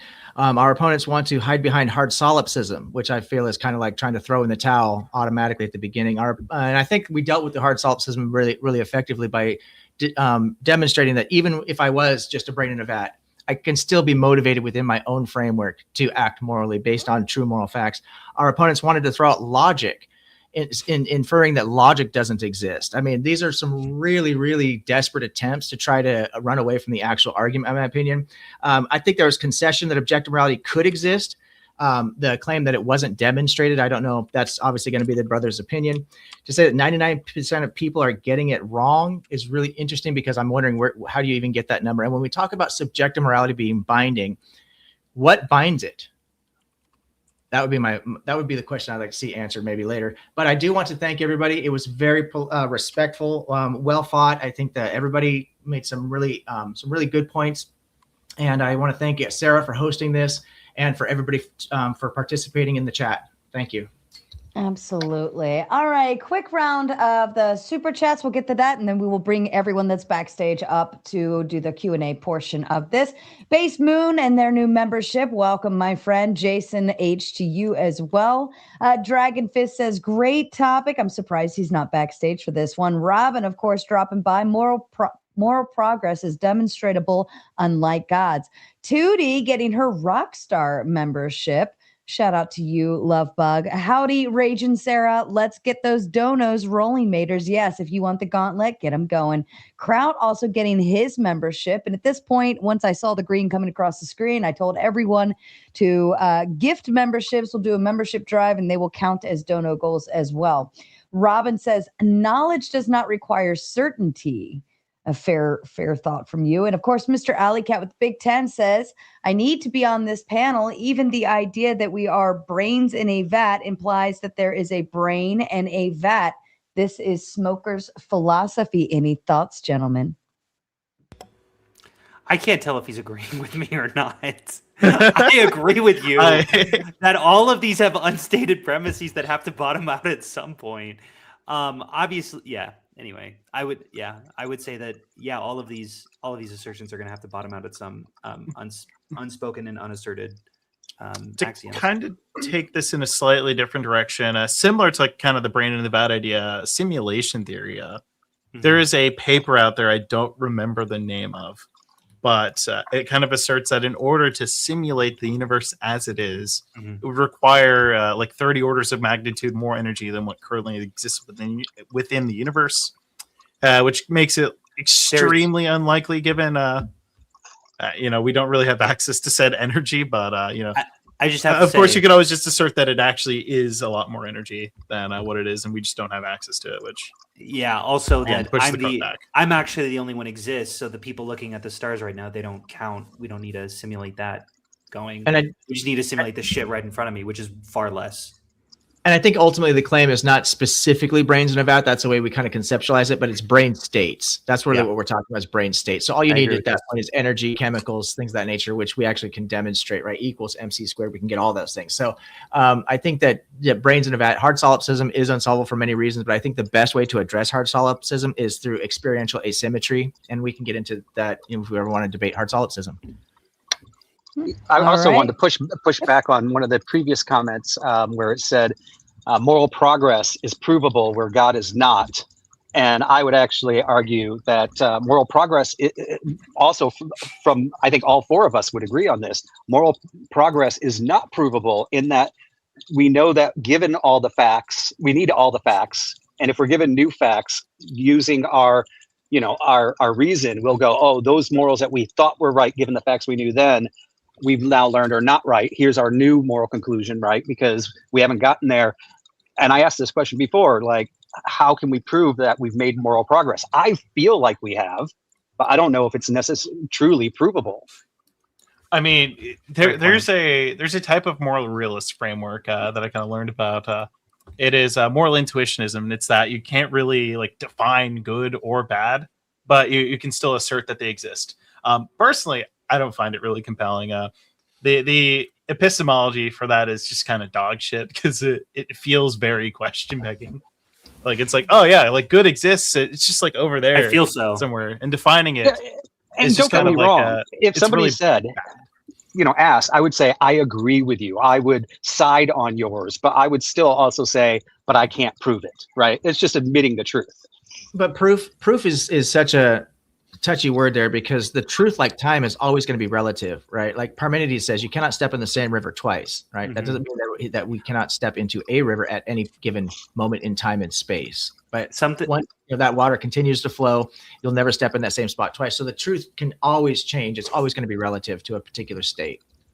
Something that I had a debate with one time, he got really frustrated with me because I was like, you can't prove that. And then he gave a proof. And I was like, that doesn't follow for these reasons. And he's like, so is a proof just something that is convincing to you? And I go, holy shit, that is it. That is exactly what a proof is. That's all a proof is. That is a big debate around proofs. Yeah. I was like, you did that mockingly, and I agree with you. So, like, it is often said that all a formal argument does is that it like just proves that the argument or that the conclusion follows from the premises. Right. And that, like, you could grant all the premises, grant the conclusion, and then kind of just say, well, it's not really that, like, destructive to my position, or that's not really like conducive to your position. Yeah, I agree with that. All right. Chris sends in the Big Ten. In my interpretation, morality is subjective. What makes it objective? Is society by consensus and enforced as the participating group? This is called the social contract. No religion or gods required. Any thoughts, gentlemen? This is something that's so interesting to both of our positions, because objective ethics has said this a few times. Kind of this statement. I don't want to put words in your mouth if you feel like this isn't something you said. I feel like you've said this, and I look at you and I'm like, are we saying the same thing? We've been saying the same thing the whole time. It does feel confusing when you're like, yeah, well, given the social conventions and given these specific groups, yeah. I feel like there's a big difference between intersubjective and objective. I think social contract theory kind of relies on like an intersubjective form of like ethics, which I believe is just grounded in subjectivity anyways. So I wouldn't affirm social contract theory, but I'm kind of as far as philosophy is concerned, I'm but a small little duck wading in a very deep pond.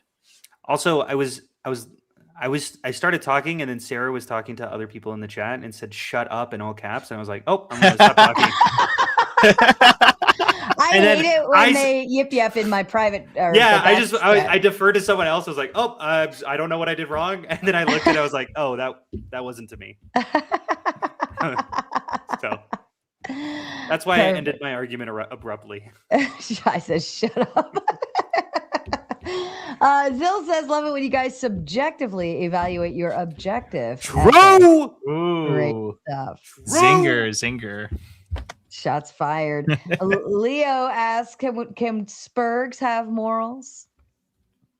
I feel like that's the greatest question of our lifetime. In my opinion, Spurgs can have morals, but once they stop being Spurgs, in the moment. I'm not online on. Oh, is that? Sorry, I looked it up. That's Asperger's. Gotcha. I'm not familiar with the lingo. Welcome to Hyper Online debate spaces. Spurg. Tom Carpenter is doing a quick little drive-by earlier with the Big 20. He says, still helping a friend with some issues in all of my spare time. Objectively, I'll be back Friday night. Subjectively, I may be back tomorrow night. # have fun. We love you, Mr. Tom. Kraut says, I think someone needs to look up the warriors' initiation practices in Zambia. Is that objective or subjective morality? The belief in God lays down the framework for objective morality. Any thoughts there? I know Kraut and I have had a discussion about this in Sarah's Discord, and funnily enough, it's pretty obvious that belief in God does not lay down the framework for objective morality.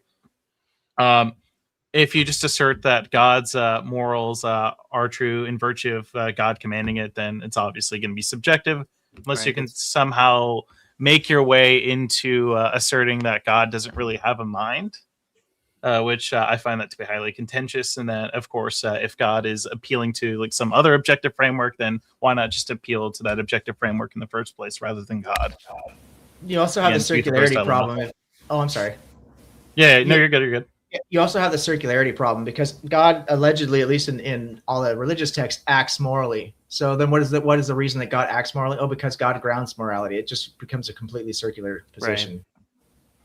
And we get absurd positions like global floods are moral. Right. Because God did it. I would agree with all these, by the way. But then it seems like that there are like some moral facts then. No, I would say that they're just not identified in God. I would say that you can't. Okay, whatever. I would say it's useless. I would say it's useless to ground your moral intuitions in religion because those are so hard to negotiate that you're probably not. A lot of the positions are kind of idiosyncratic to like one, just like how modern society acts. 100%. I mean. We're not in a position where like the common man can own another person as a slave, and furthermore, women indefinitely. Like that's like super bad.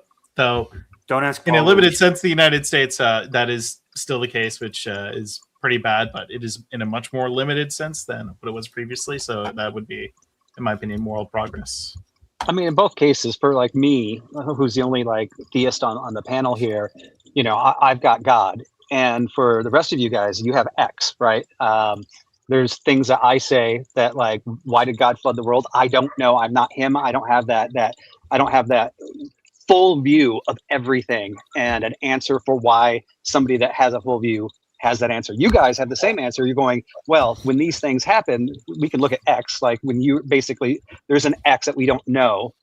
You're saying for our morality to continue progressing, we have to get that knowledge. But because we don't have all the knowledge, we can't say that we know what our subjective morality will be 100 years from now, because 100 years from now, you'll have more information, right? We're all working off this premise of something bigger than us, whether it's a mind, a God, or just a universal framework that we still have yet to understand. It still comes down to the same thing. But in our current worldview, the three of us are compelled via empathy to say it's wrong to drown babies, and you are compelled to say, well, it's okay when God does it, and that's a huge difference. Well, yeah, but it doesn't make it objective. Makes me sleep better at night. True. I am curious. I mean, I guess every theist has the same answer, so maybe this is uninteresting. But like, if God came to you and told you to drown a baby, is that moral? I guess it's just Euthyphro's dilemma, and I feel like every theist just says God wouldn't, which is a pretty. It's a non-answer, and also non-biblical. But you know, yeah. I could say that if I was praying and I felt like He spoke to me in my ear and said that, I probably wouldn't. But if freaking God came down, sat down in front of me, I'd be like, holy crap, even if I had like a 0.001% of doubt, it's gone. Right? Vibe, so I need you to never be schizophrenic. No, that's what I'm saying. If He were to whisper in my ear, I would not, right?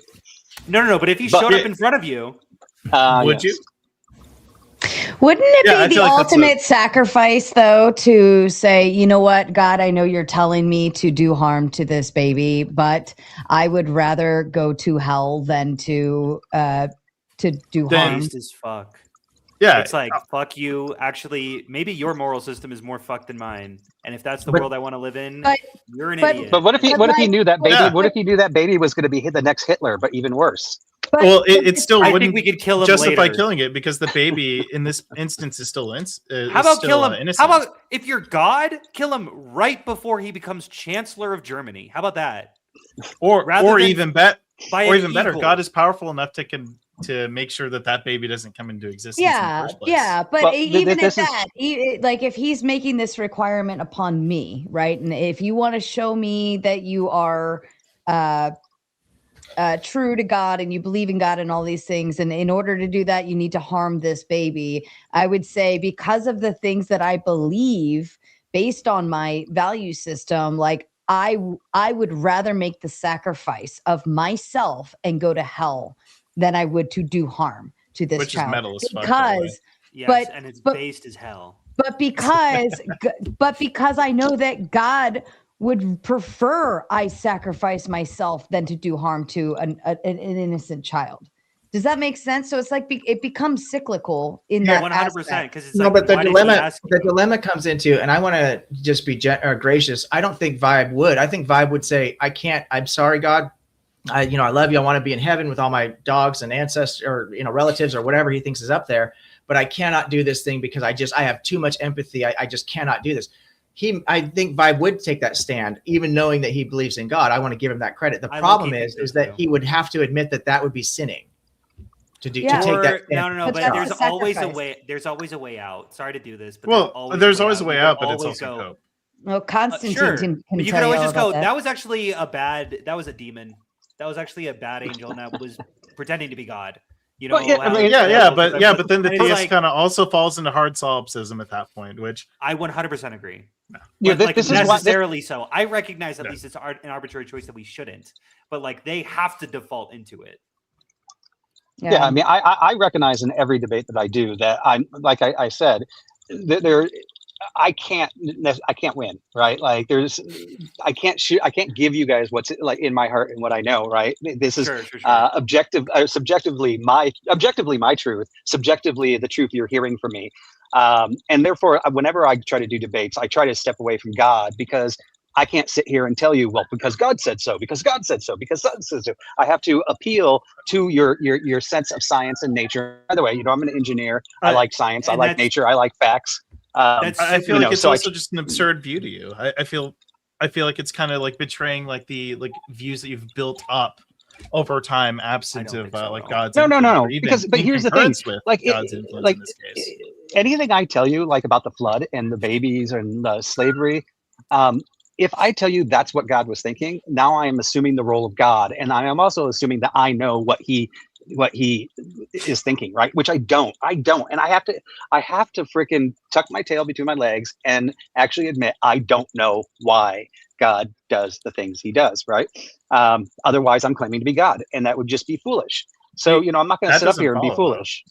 That doesn't really follow, though. Actually, can I really quickly just. I'm gonna stand up for Vibe super hard here. I mean, look, I'm an atheist, but I grew up Mormon. I grew up, very deeply. I grew up religious. Catholic. Sure, but like, the thing that I really want to assert is like, man, if I really had such a strong conviction where I felt like God was telling me this is true, and I felt like it was God, I wouldn't be an atheist. Like when Vibe is like, no, I genuinely believe it, and it's in my heart, and like.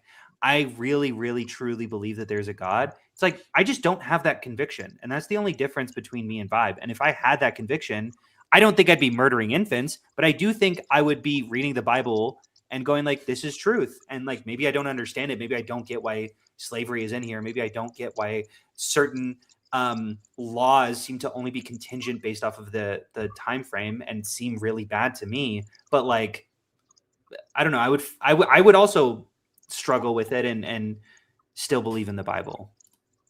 Yeah, and I mean, I can come back and actually like say a lot of different things on like time periods and writings and things that actually are clear to a secularist who didn't actually understand what they were reading in the Bible, because there's a lot of stuff that's just pulled from like a single quote and not taken in full context, and not even taken in the history of the way all society was with or without God at that time, right? There were tons of slaves being owned by secularist people back then, right? So I mean, this is not necessarily a God thing, but this is not this conversation.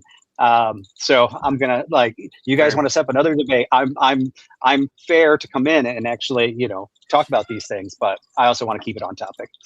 Fair, I think. Not Awesome. Okay. I lost my spot. Zilzone says, with the big two, says, everybody freeze. He's trying to hold this channel ransom, but it's not going to work for $2.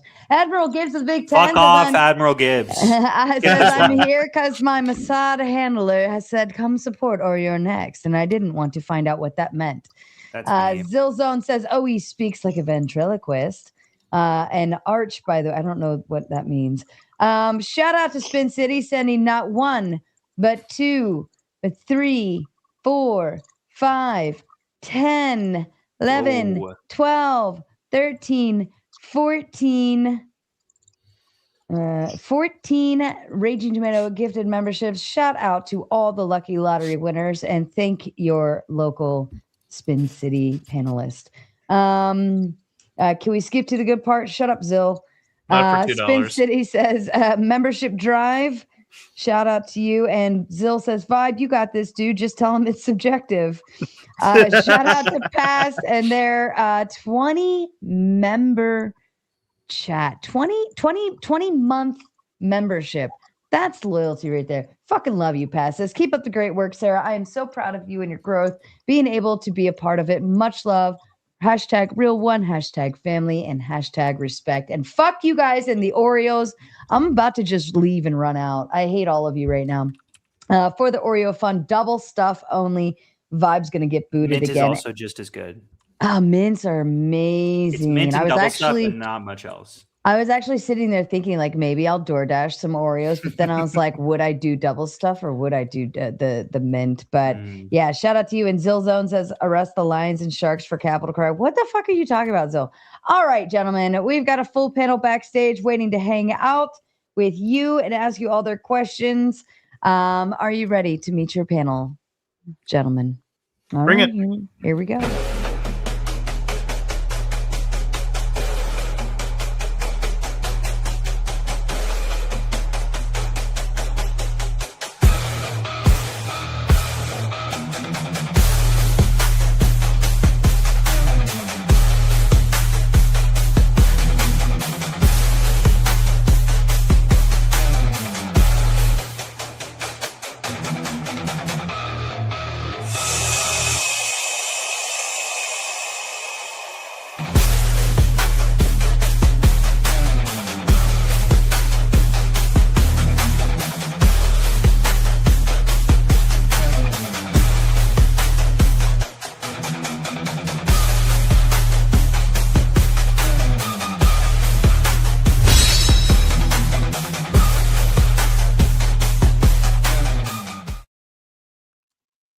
Let's go, Alrighty suckers. then. All right. Zill needs to learn the etiquette of the evening and how we operate here. Okay. Actually, Clay, why don't you explain to Zillzone how we operate this first portion? Yeah, go ahead. First portion while I get them back in order Try up me, here. sucker. Try me. Yeah. So first portion, as well as pretty much any time during the panel, if Sarah's speaking, you just shut the fuck up. It's that simple. And then you listen to her and you do what she tells you. It's really that simple. And we are going to go one at a time, round robin style. So everybody else except for the top row can stay unmuted all they'd like, and you can answer to the question, interject, whatever you want to do. But as far as the bottom row, we will go one at a time for your Q&A or comment or whatever you want. However, this portion is respectful and polite, and we're going to ask questions nicely and answer them nicely. When we get to the gauntlet, you can have all the fun you want. Otherwise, hold it in. All right, Zillzone, since you were first one backstage waiting so patiently, just couldn't wait to get up here. So shout out to you. But go ahead and ask your question or make your comment or whatever it is that you'd like to do, since you're talking shit in the chat. What's up, everybody? Y'all some suckers. You know it. You were suckers today. You'll be suckers tomorrow. It's okay. How many though. beers deep are you? A couple few. Okay. Don't be watching what I do. Don't worry about that. I don't need to. I just inferred it. Don't even worry about that. How about that? I'm not worried. I just thought of it as like a fact of the matter. He think that's deduced gonna it make through you reason win? and empathy. You think exactly. the amount of drinks I have is gonna make you win your argument? That's wait. crazy. Wait. Okay, stop That's grandstanding. crazy. Actually, give the question now. Yeah. All right. Here's your problem. All of your whatever you build your constructs for your objective morality is really all just subjectivity. Imagine me, a Viking. I'm a Viking. Objective ethics. I'm a Viking. Yeah. I'm a Viking. And I got Viking friends, objective ethics. Yeah. And you know what? We think plundering is awesome by consensus. Yeah, we like that. That's And your you know social what? contract. And we're gonna plunder everything, and you gotta say that's moral, sucker. How you like that? No, actually, no. First of all, I know you're just bullshitting me because you might be a Viking, but I know for a fact you don't have any friends. But if I just grant you for the sake of this argument, hell yes. Oh shit! Coming out. Woo! That's fired. willing to grant you this insane hypothetical. So in order for you and your imaginary friends to conquer anything and to pillage and do all these things, you must cooperate with each other. So the argument that I made is cooperation is fundamental to your success. So if we extrapolate that, we can logically say that the more cooperation, the more success. And so you would have to say that is a moral thing for me to plunder. Could I throw out just real quick? No, these are morals. We're talking about morals. I want to say extrapolation. Yeah, no, exactly. Extrapolation isn't necessarily linear. You can't just assume that more cooperation means better. There are a lot of things that are good in moderation, but then not better the more that you have them. Right. That's why I'm a Viking, and I'm gonna take over the world. So he has concluded that his cooperation should actually. You think I'm moral, and I'm gonna take over the world, me and my friends. Sucker. Yeah, just because there can be things that are better in moderation, I would agree with you. That doesn't apply to cooperation. Look, my Viking friends cooperate with me. My Viking friends cooperation is cooperate somehow with less me. beneficial than less cooperation. OE, my Viking friends cooperate with me. We take over and plunder together. Okay? I got you. But that's moral to you, though. That's moral to you. But I mean, in the Viking framework, it is, bro. Wait. Hey, Whoa there, buddy. I need you to like spurg a little bit less for me and understand the rebuttal here. So going off of this, so wouldn't it be better if the Vikings, instead of plundering, they instead went over to these other people and instead shared the resources and then produce something a little bit greater than both of these societies I think Vikings combined? are cool, and I'm going to cooperate with my other. Well, yeah, you just I'm think going to they're cooperate cool. Okay. because that's moral. Cooperation and consensus means but you're morality, also right? not cooperating with the tribe. No, I cooperate and I consensus with my Viking friends, and that's moral to you. It's just moral to you. It's actually so. I'm actually a Viking buddy of his. I Thank can you. confirm that he has friends. By the way, objective ethics. Let's we actually go. made a social contract that states explicitly that we have to murder others. That's our It's cool social with us. contract. Yes, Yeah. it's way cool. Well, with it's good. us. I signed it personally and everything. reject the social contracts. Oh well, you're not part of our fucking Oh, well, that's tribe. subjective. So I don't That's fucking subjective. care. Well, actually. I don't care at reject all. the subjective framework. Yes. Yeah, I don't care about your subjectiveness at all. So you can be gone with that. Well, yeah. The framework is subjective. It's not really objective. Okay, so, you can take the L now. Okay, What take L it gracefully. am I taking? I don't take it affirm that. gracefully. I don't Be affirm that good. social contract theory works okay. in objective frameworks. It's all right. I'll let the rest of you guys talk. Okay, I won this, and I'll bow out now.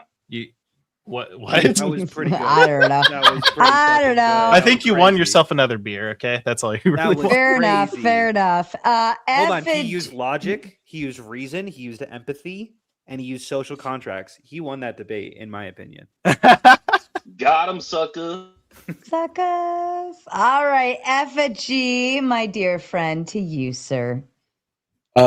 Really great debate, guys. Good conversation. Thank you. Congratulations, Vibe, for hiding in the corner and not saying anything for the entire thing. Ooh, shots I fired. think you did okay, Vibe. No, Don't no, listen I to love this you, dude. Vibe. Vibe I did also claim think- that also he was think the Vibe did idiot in the okay. room, though. He did say that. He said, "I'm the idiot in the room." No, you're not. You're not the idiot in the room, Vibe, because you didn't bring up solipsism.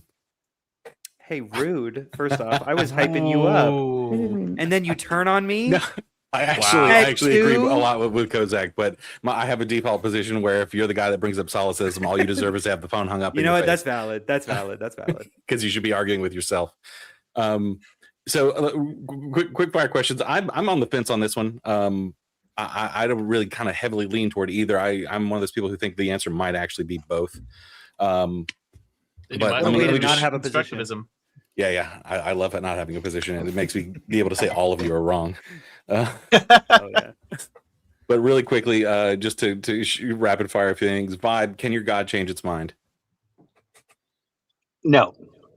It can't at Sounds all. like he's not Can't change its all-powerful. mind, so it can't actually make any decisions. It was always destined to make its own decisions.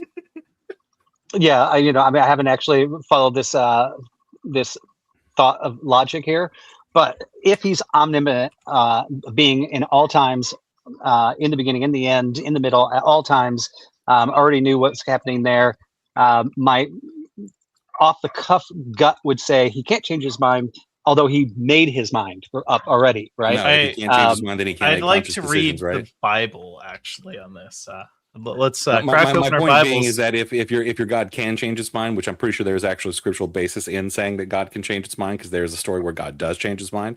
If God can change his mind, then he's a subject and he is subjective. And if your author is but subjective, you've got to realize that you're putting Job. this in our linear time frame that this is written, right? So if he existed after and you can't before that exist fact, outside and of we're time. not, Time is necessary for existence. well, He's just going to disagree with God, that. yeah, is going to be outside of time, right? So then in that particular characteristics case, into the word existence, because existence necessitates time. Things can't exist without time. this is still outside of that, and this is going to be every theist. You guys are Other just theists are going to have the same. You guys are just quibbling on the definition of exist then, because he would say then he's real, but he doesn't exist then because he doesn't exist in the time frame. This is useless. Yeah. You just need to point out an internal contradiction. So yeah, Vibe, can God act within time? Hold on. Could I give the standard Sunday school answer?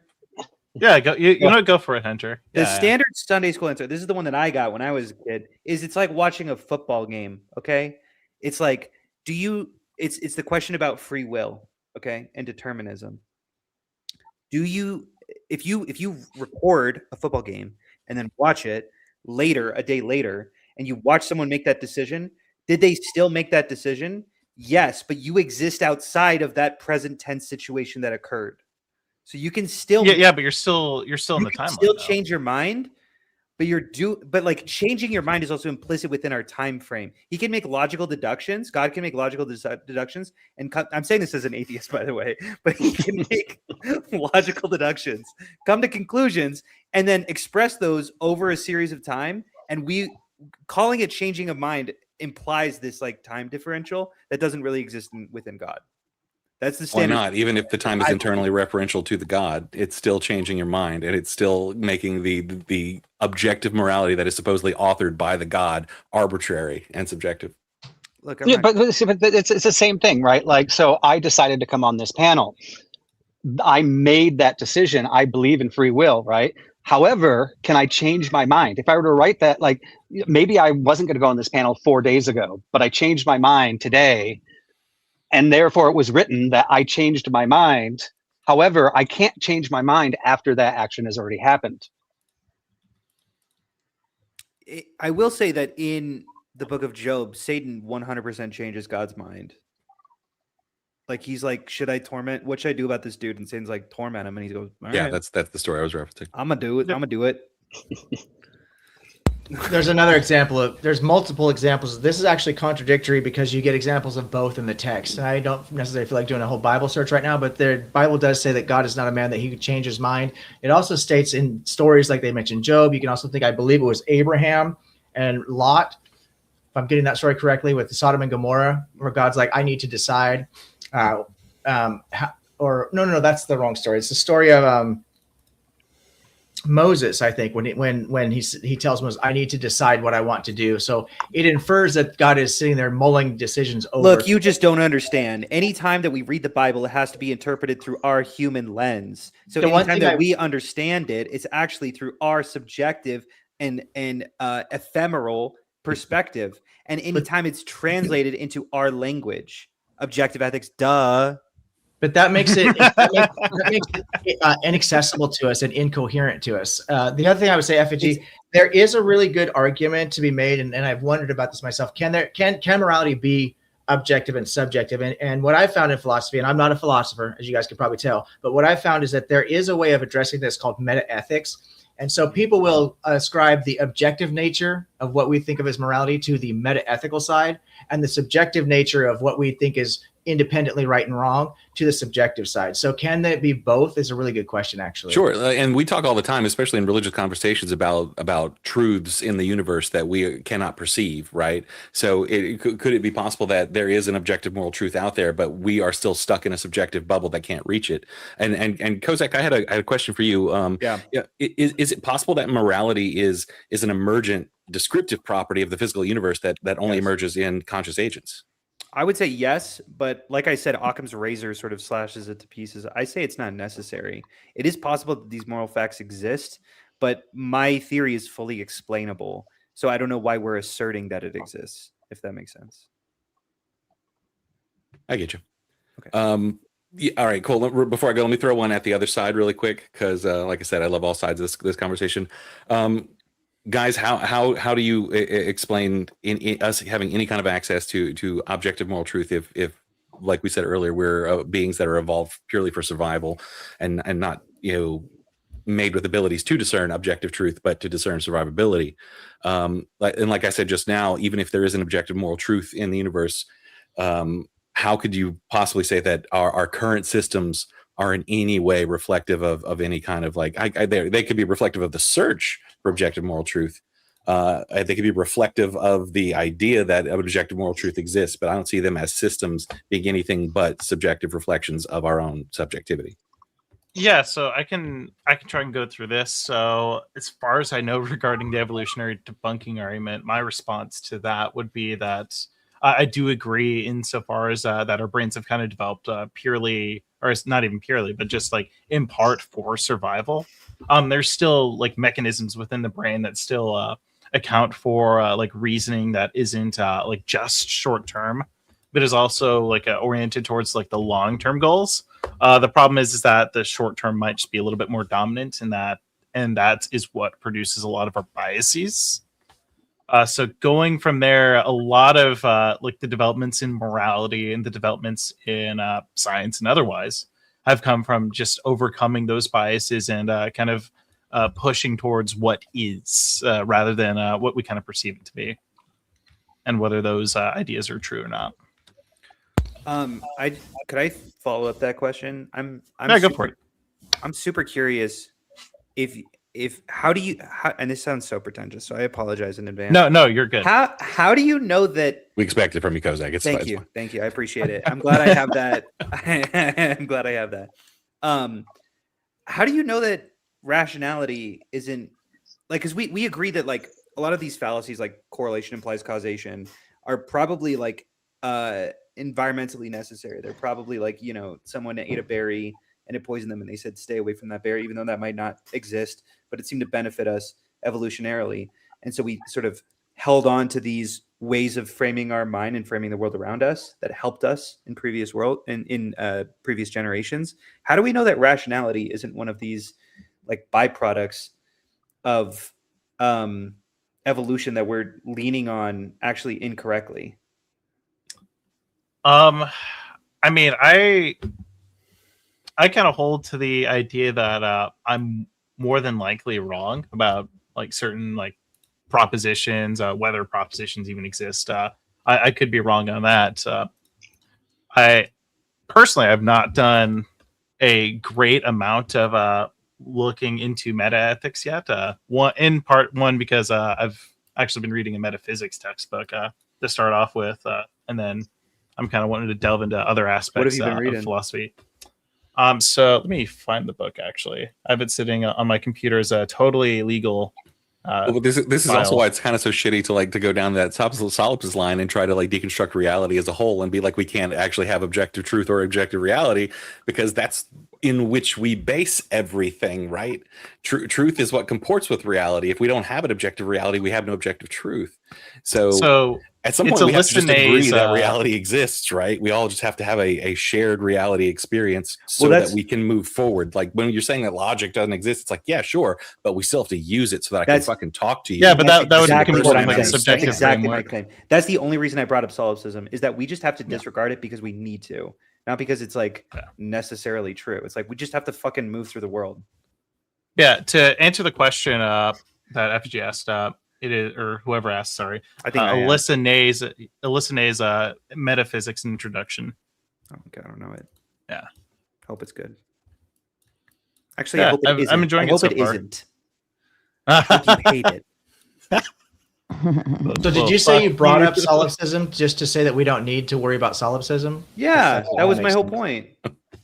Hold on, that I made that clear in my argument that I was bringing it up to say whatever we can. That solipsism really isn't like that big of an issue in the grand scheme. It's that we dismiss it. We dismiss it dogmatically. We dismiss it because it's useful to, because we don't want.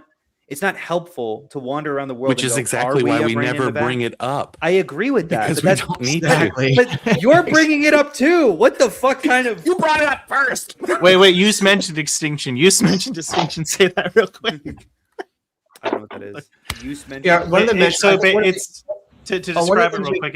There's a difference between using a word and like mentioning it. So using a word would just mean sure. It means you're kind of putting it into like the context to like invoke its meaning, and then the mentioning is just you're like just invoking the word itself. Right. He mentioned it. I used it. Yeah. I think there is. FG, in answer to your question, I think that we can look at things from an empirical lens. So this is where, I think it's Sam Harris who might kind of makes this argument based more on human flourishing than opposed to like reason, empathy, things of that nature. And of course, I'm sure he ties all this together at some point. But really, his argument for objective morality hinges on this human flourishing concept. And we can actually look back throughout history and see what the human condition has been: population numbers, health, things of this nature. But it's always a degree of definition, right? Because this. The religious people are always going to use the word objective to mean intrinsic to the universe, whereas we can find definitions of objective to mean we all agree, or objective outcomes and stuff like that. Sounds like our definitions of objective are pretty subjective. Right. I have just my framework for objective is, as I tried to hammer down in the debate, was that it's either stance independent or based on true facts.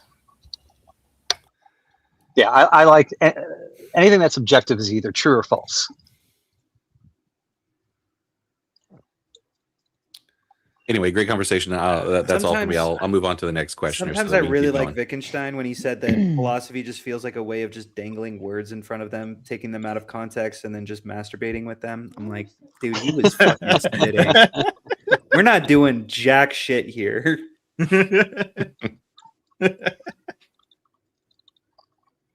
I mean, there's a reason why the people seem to really find a disgust with Phil Bros.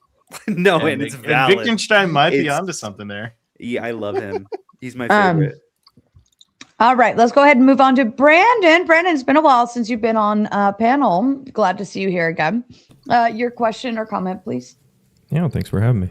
I have a question for both sides. I'll ask Vibe and Hunter first, because the prompt says something about, can you have objective morality without God, essentially? Do you guys think it's possible, if God doesn't exist, that moral realism is true? Do you think that's possible? So I'll go first, I guess. I've said this before, that I do think it's possible. I haven't really been shown I haven't really been That's a concession, by the way. Get right. Oh shit! True, because it does say can, not does. Yeah, that's actually true. That maybe I've actually been on the wrong side of the debate the entire time. Holy shit! Yeah, these prompts are very subject to what I like to coin to my perspective. That's a concession. We just flipped. Yeah, but the term I like to use, it's very non-PC. It's called prompt raping. It's very much just taking the prompt and just kind of utilizing it to its like very evil extent. And by evil, I just mean Yeah.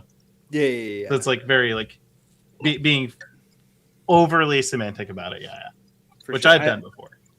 You know, on Brandon's question too, I actually kind of came to the conclusion before this, like with Hunter, like once again trying to remove God and going, could there be an ultimate? It's not written, but just using like mathematics and logic and physics, an ultimate good for the end of the universe, where if we play our cards this direction, that would be the best way to do it as a society here on Earth, as species in the universe, and things like that. But then I started thinking, which would mean I would say yes, it can. But then I actually brought it up in the debate. when I actually started thinking that, I was trying to figure out, but what is who determines what the best ending is, if there is an ending, for all of that? And then all of a sudden now, even if there is that truth, there has to be like 20 different endings depending on what we do. Somehow there has to be a consensus on which ending is the proper ending. And therefore, all of a sudden now I go, well, now the whole concept kind of goes out the window. I 100% with Vibe. I'm 100% with Vibe, but I'm also like, but maybe someone shows me a stance independent thing and I go, oh, okay, I guess that actually reframes everything for me. And I totally understand having like a genuine vantage point that is objective and above every other human, that is like, it's something that we can point to. But I haven't been demonstrated that one bit. Like it really does feel very clearly like it is impossible to have like stance independent just doesn't exist. That there is no universal standpoint. Stance independence categorically or in the realm of morality? I would say categorically. I feel like that's a big burden you just put on yourself. Is it? I mean, hold on. I'm just thinking what about would physics. Be the argument for that be? Well, I would say that Einstein said very clearly that there's not a universal standpoint, that motion is all relative to the observer. I don't know what else that applies to. Is there another field that I'm not thinking of that it fucks my position? Like, do you think the moon is stance independent, or do you think it depends on our stances? The moon's motion absolutely depends on our stances. No, its existence, not the motion.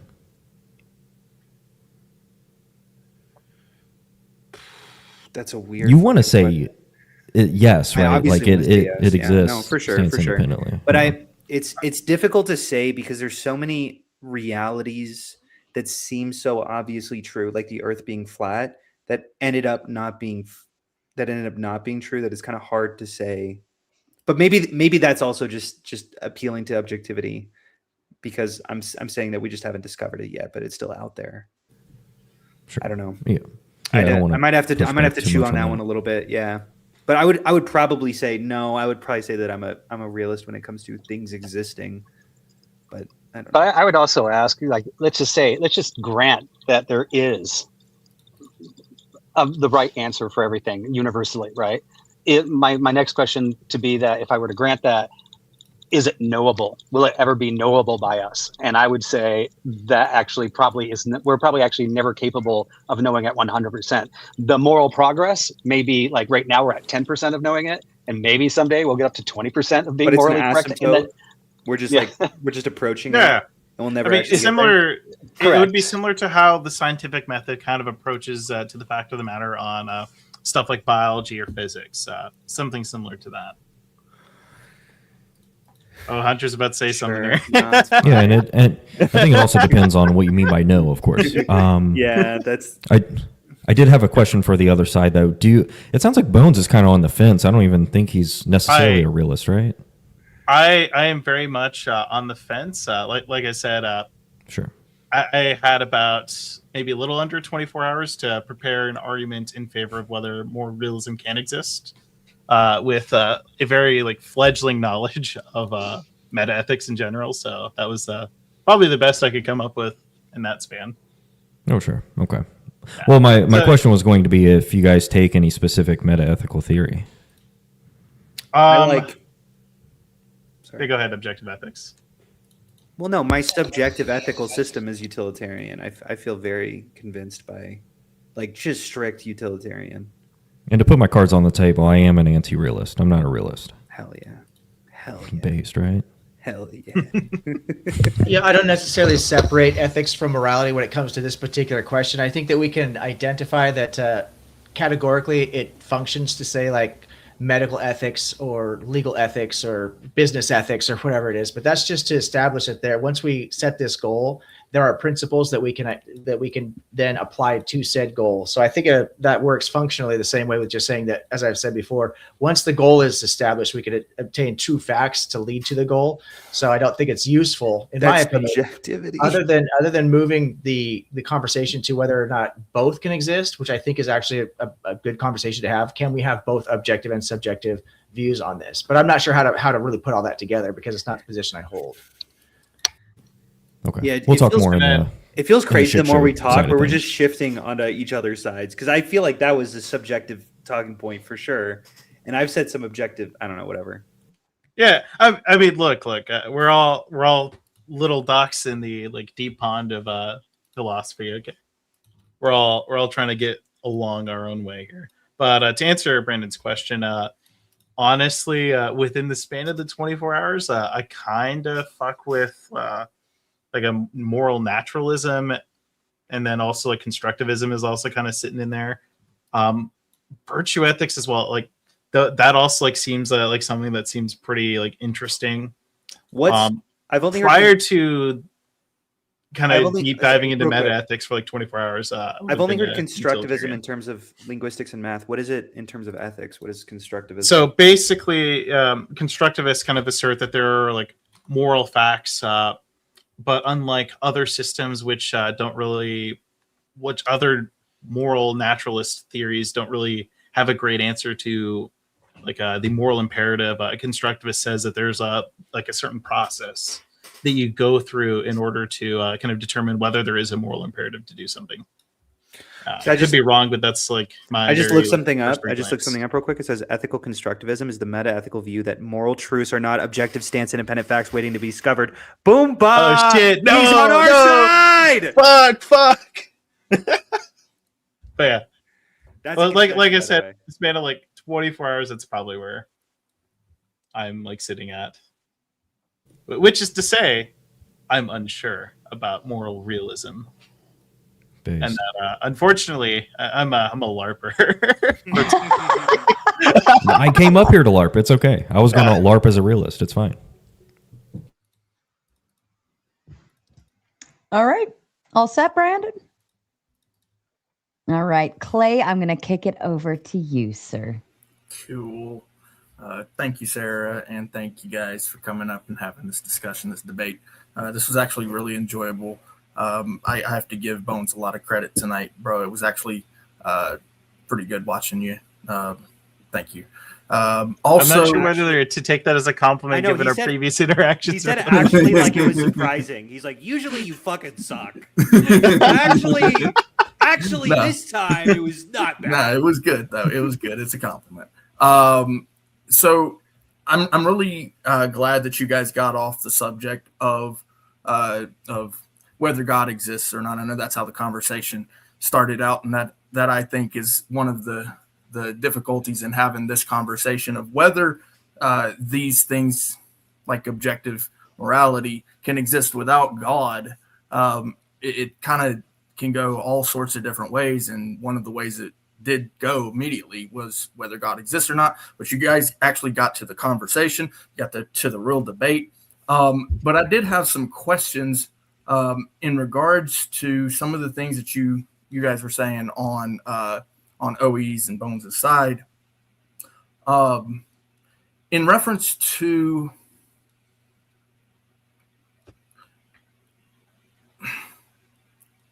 the is-ought problem.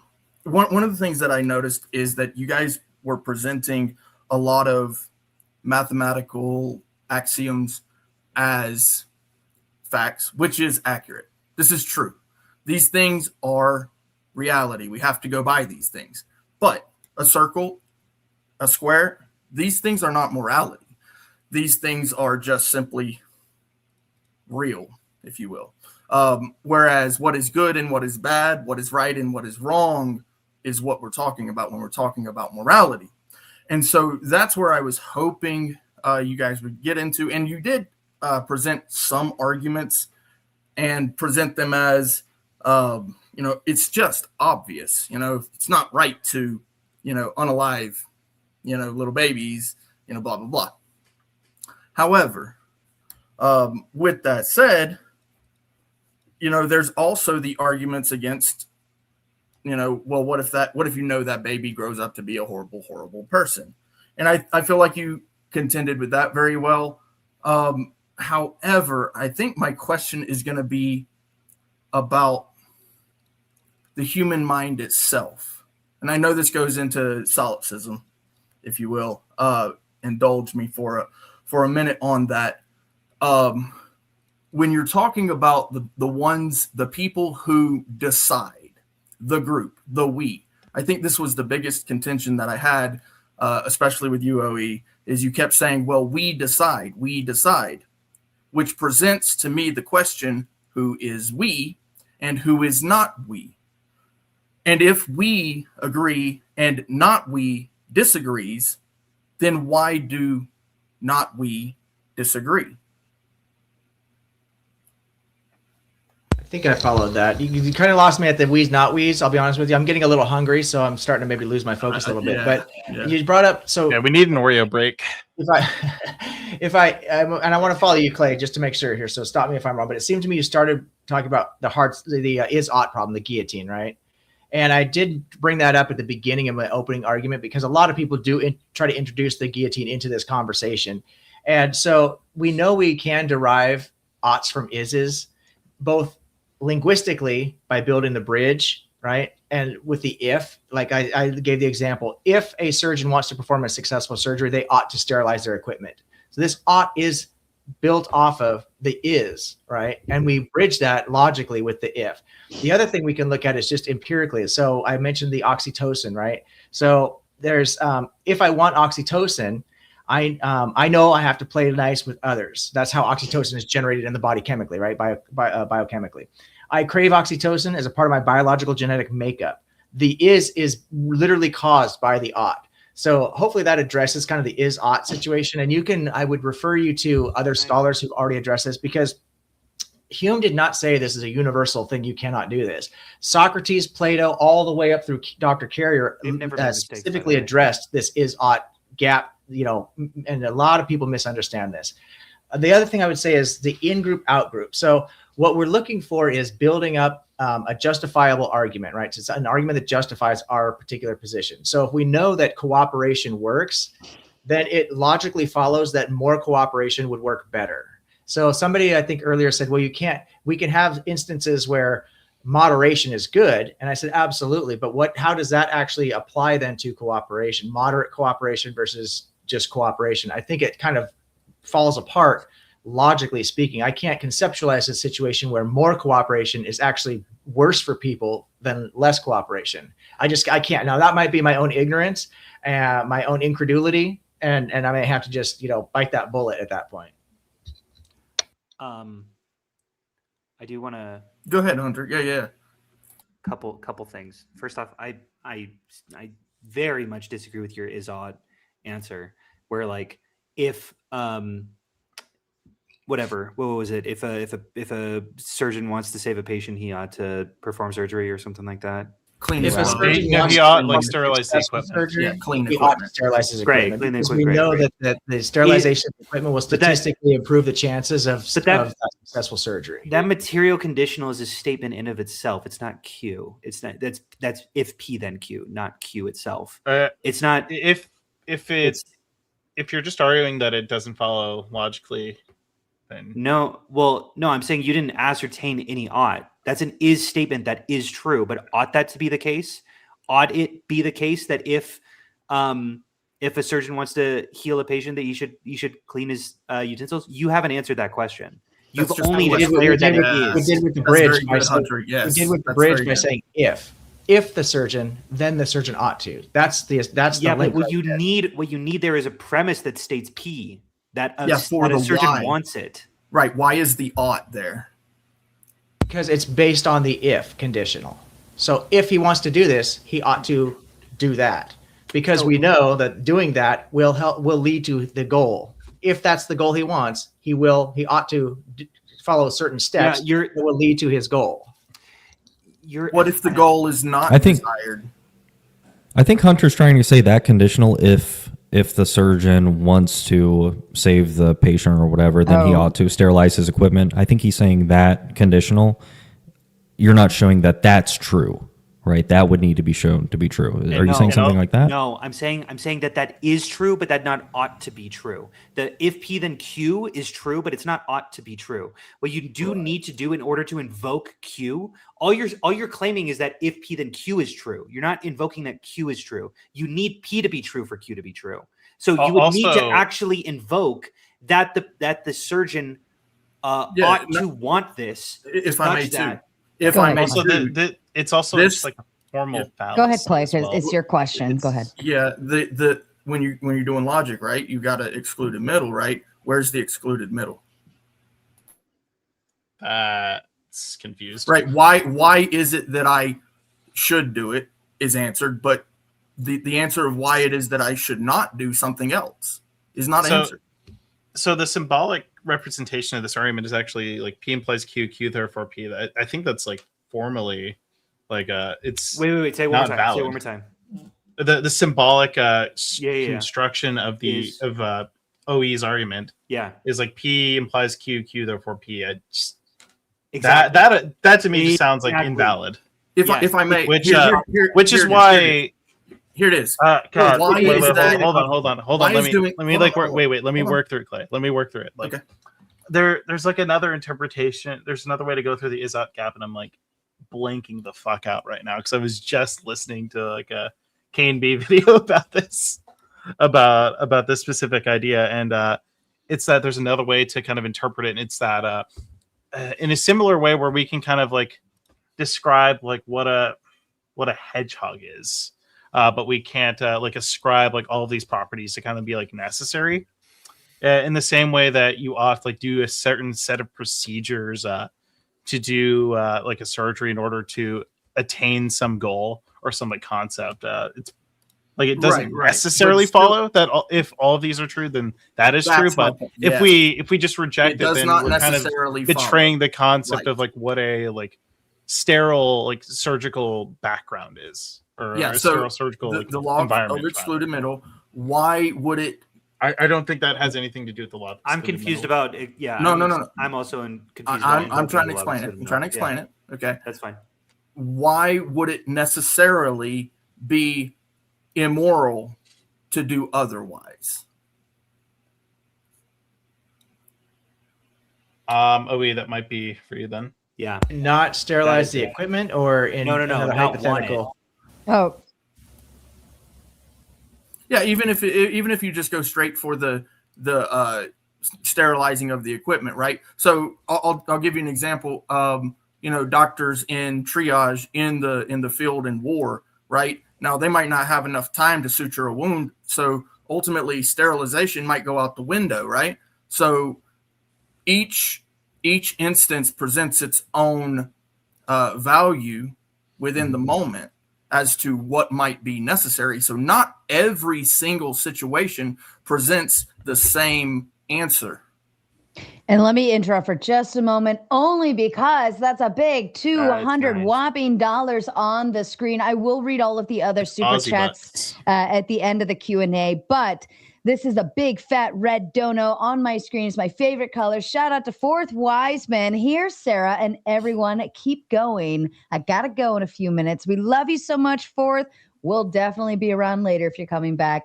We appreciate you. Love you so much. Tomatoes in the chat for Fourth Wiseman if you haven't already. And I'm going to leave that one up on the screen for a little bit. Go ahead, Clay. I apologize. Thank you, Fourth Wiseman. It's always great to see you come through and lay down a banger. Appreciate that. But essentially with the is-ought problem, I think that, what Hunter was pointing at about logic itself kind of comes into play about how not everybody is going to have the same tools within their own framework of logic.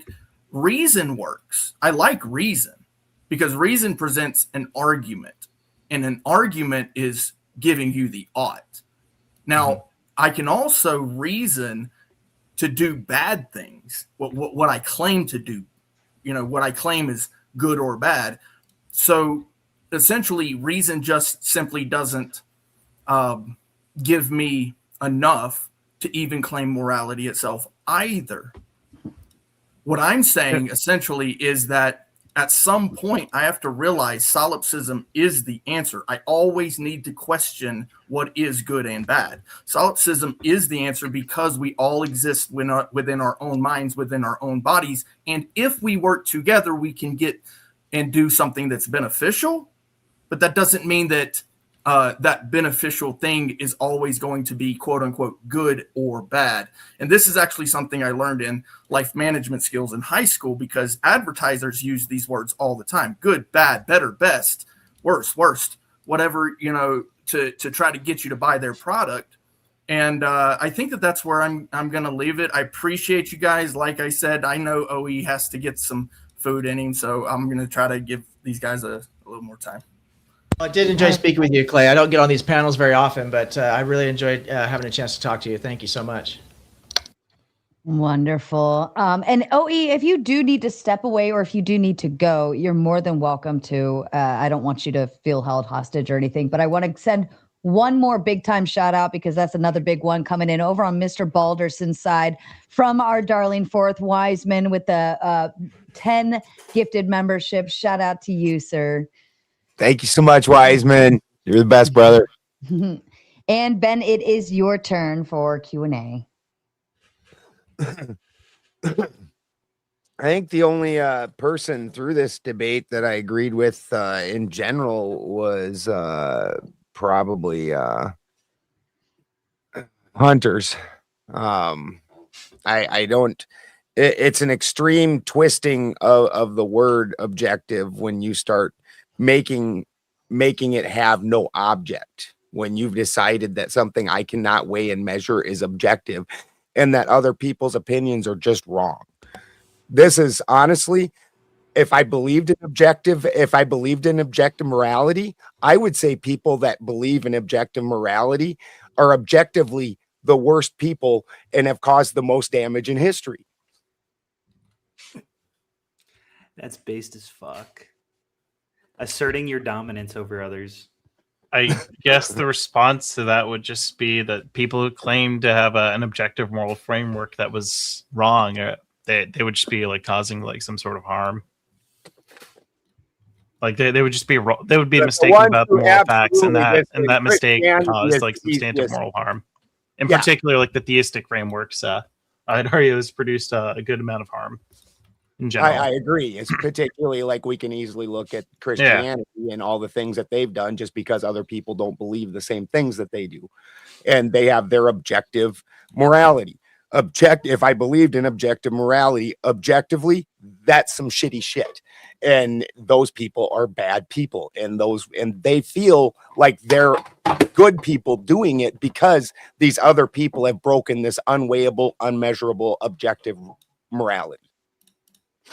Yeah. So I kind of talked about this a little bit earlier about like whether we should care about a moral imperative in the first place. I actually think that like an objective framework could potentially like skirt away from like that moral imperative and in such a way that there wouldn't be like a motivation in some sense to kind of act atrociously based off of reasoning.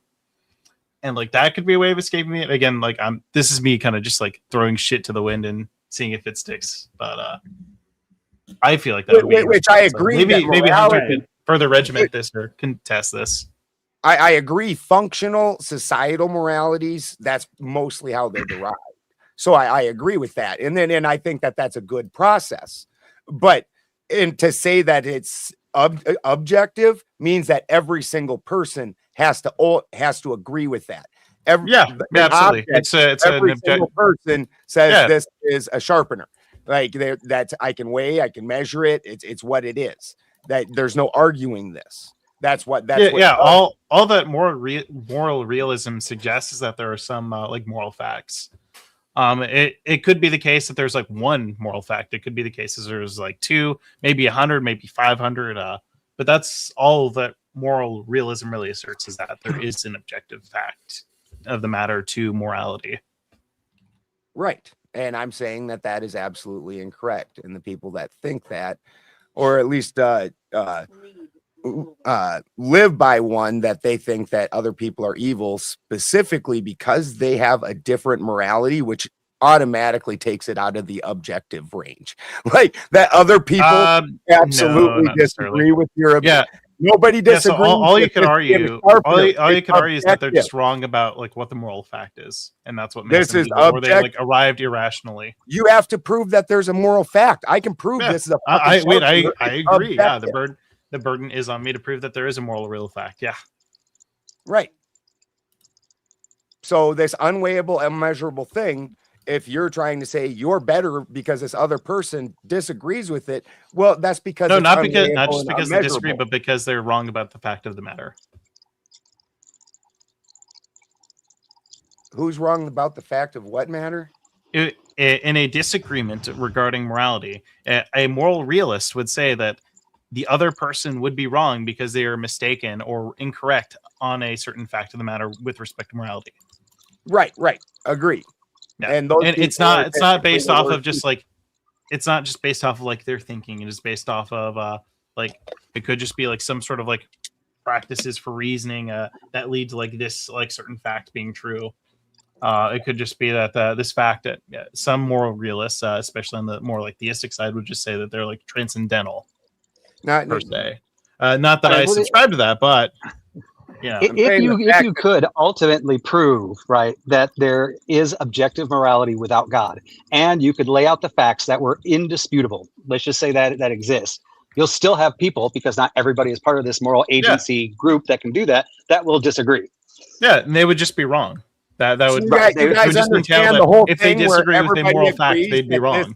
That this is a sharpener. That's why it's an objective fact. The whole thing where other people can disagree with your saying that we can all on the panel agree grape's a horrible thing, but it's also like in some countries an actual culture and very well celebrated. They love doing that shit. And so they don't think what we think. They also somehow think that this is a sharpener. Like that's because it's objective and subjective. The only response to that would just be that like certain countries or certain cultures, countries, whatnot, insert any like group of people could be practicing something that is not what we are practicing. And again, it would just be the case that they would be wrong about it. Depending on the framework, again, if we kind of invoke a virtue ethics framework, they would just be like holding to an internal contradiction on their beliefs. That if they like respect their own well-being, that they through like this like chain of the process, they also ought respect other people's well-being as an extent, or otherwise they'd be in contradiction. No, nobody said. I have a question for Ben. Sorry, because maybe I'm confused, and you're taking my side, so I don't want to disagree too much. But I'm just curious what you mean, because it seems like what you're asserting is that morals, because they're not cross-cultural, it means that they're subjective, and situations that are cross-cultural, like whether or not that's a sharpener, those are objective. Couldn't you say that objective includes an object, something we can weigh and measure? Sure. That's a weird definition of objective. Hold on. I'm curious. Would you? It feels weird that you're asserting other cultures believing different things, because I could certainly point to different cultures that believe in flat Earths, and Earth is definitely like a substance that is weighable, that is measurable. Maybe not traditionally, but it's certain. Like we still know the weight of the Earth, and there are cultures that disagree. And I would probably say that that's objective. Would you not? I would say that because you actually can't weigh and measure it, it is an objective. That's the problem. That's where that's coming in. That's why other people will disagree, because there isn't actually an objective weight. You're making an extrapolation and of information. You aren't actually weighing and measuring it. I mean, okay, hold on. With respect to like whether the Earth is flat or round or an oblate spheroid, there is a specific. Whoa there. Let me get my point in. There's this specific experiment called Foucault's pendulum, and basically over the course of that experiment, it's trying to determine whether the Earth is actually rotating, which would be a feature. Why'd you do this, Hunter? I blame you for this, Hunter. Right? I apologize. So it would be a feature of either. Like, I should have just said you were right and then shut up. Straight up. Now we're drugged into this bullshit. So it would be a feature of the flat Earth if it rotated in like this specific way, and then it would be a feature of a round Earth if it rotated in another way. The experiment showed that the Earth rotates in a way that is in concordance with a round Earth. And so that evidence leads us to believe that it is more likely that a round Earth exists rather than a flat Earth. So if you want to continue to try and steamroll me, that's perfectly fine, but I'm just going to continue to talk and finish my point. Your point is moot. It didn't even have anything to do with what was just being said. Now you're bringing in rotation of the so earth. these are evident. It is evidence in favor of a specific proposition to demonstrate whether it's true. You can't actually get away and measure and weigh this. This is why they argue, because you're extrapolating information. You're not weighing and measuring. Oh, okay, geez. So yes, you can measure. Foucault's pendulum is measuring the rotation of the Earth. You're using and it's dependent specifically on the latitude and the longitude, and it's derived in such a way where it is only dependent on the latitude and longitude, and it is in concordance with what we would expect on a round Earth. You're probably assuming a uniform consistency to the Earth. He assumes a lot of things. It's the assumptions for Foucault's pendulum includes that the Earth is like perfectly spherical.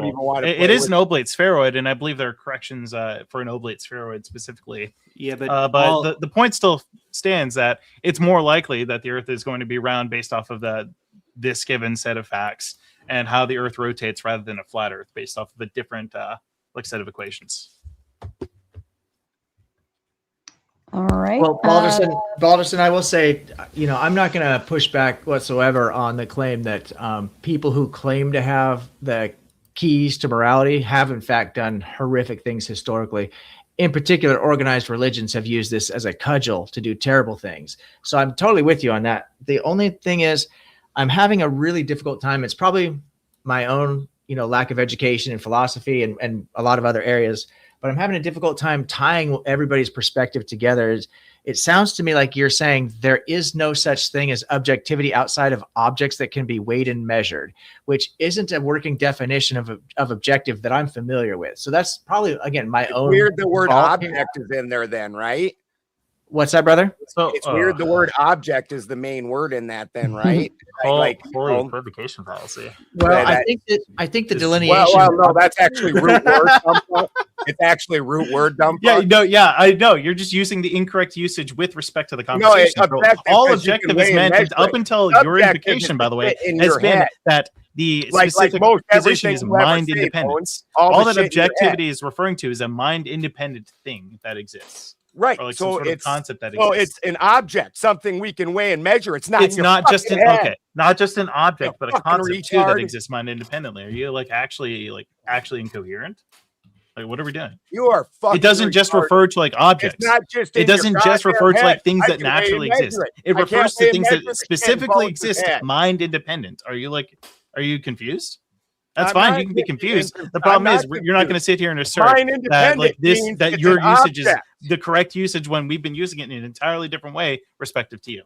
Mind independent means you just weren't listening to the conversation, which is fine. Shut the fuck up, you fucking little bitch. Hold on. The two of you always get heated, and I love the heat, but I want to say Fourth Wiseman also sent over on Ben's side a big hundo. He says, for the Benjamin Fund. Can't stay, but enjoy. Thank you, Fourth. We love you, Fourth. And, of course, if you want to stop an entire Q&A session and put red on my screen, and I will stop it. Okay, Kraut is going to kick us off once we move over to the gauntlet, but I want to make sure that we are getting that there. Backstage, I do have Alley Cat, Tavo, and Black Magic hanging out. They would love to come and join us.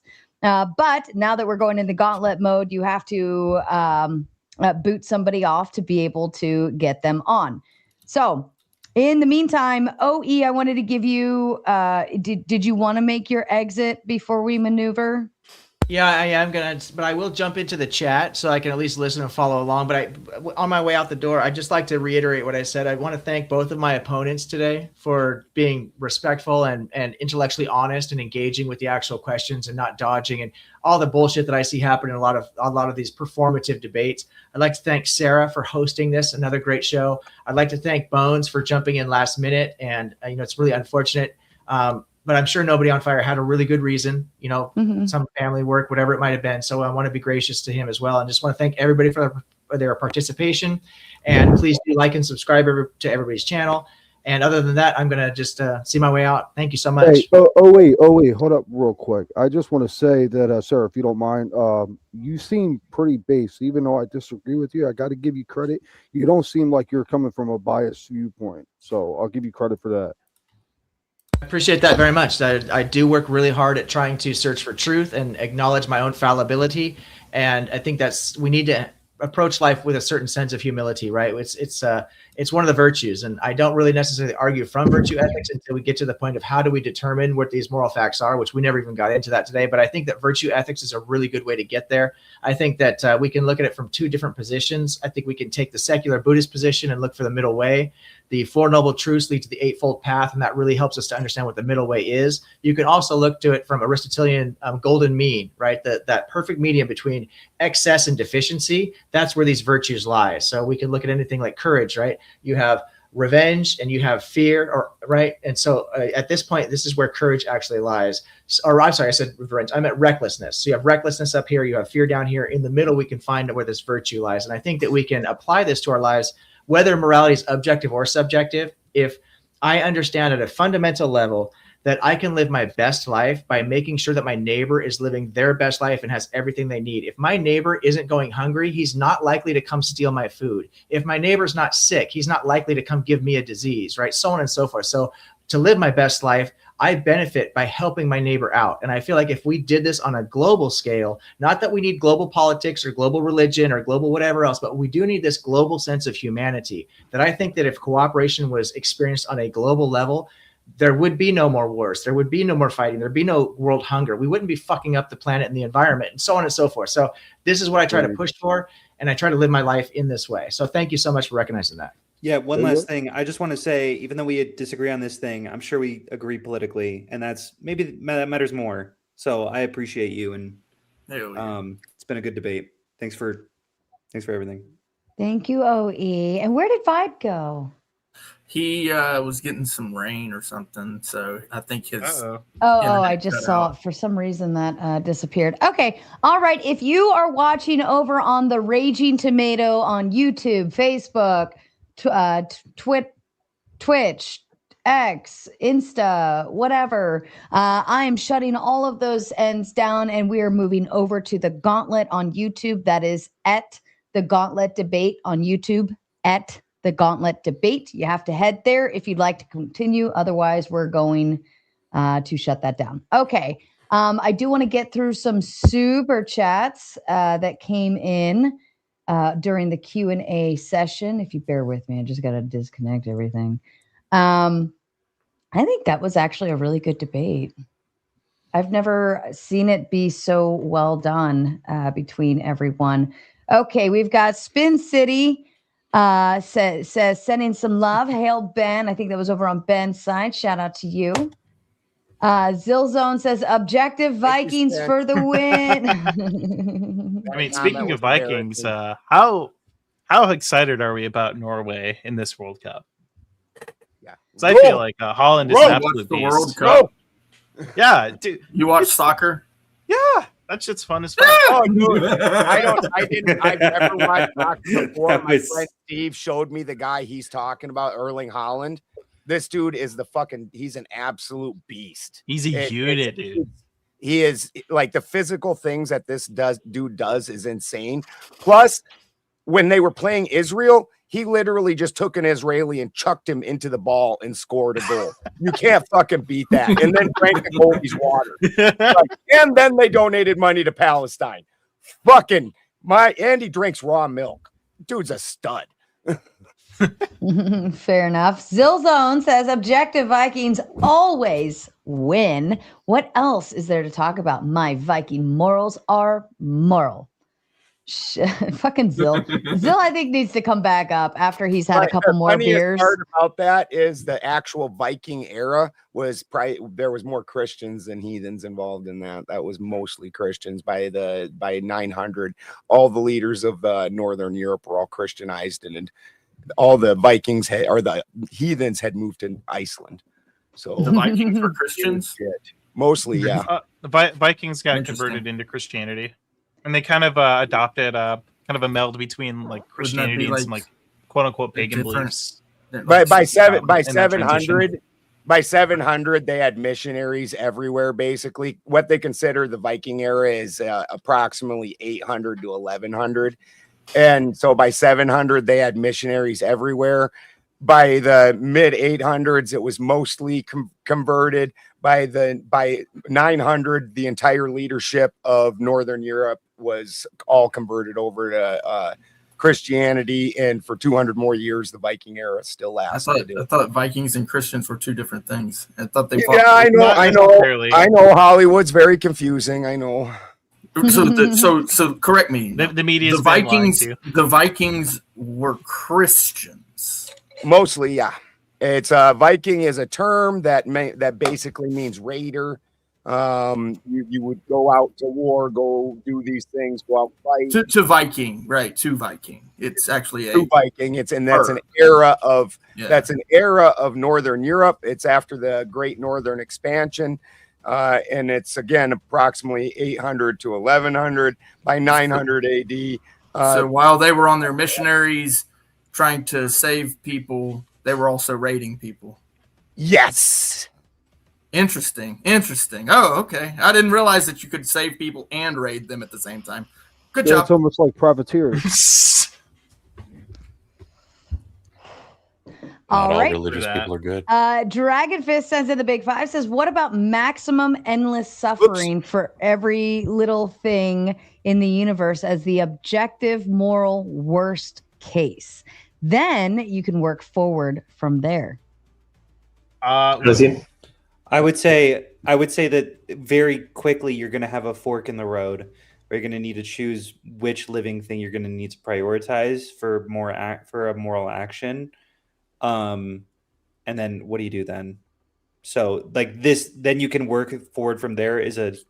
That's a load bearing phrase there if I've ever seen one. I would even argue that you can't even start, right? Like, how do you know you're not there now? Yeah, because honestly, how do you know whether your actions are actually going to increase the like? Maybe this is the suffering place. threshold. But yeah, it says that it's maximally suffering, but so I mean, here's the problem with like, this. how do we do the triage at this point?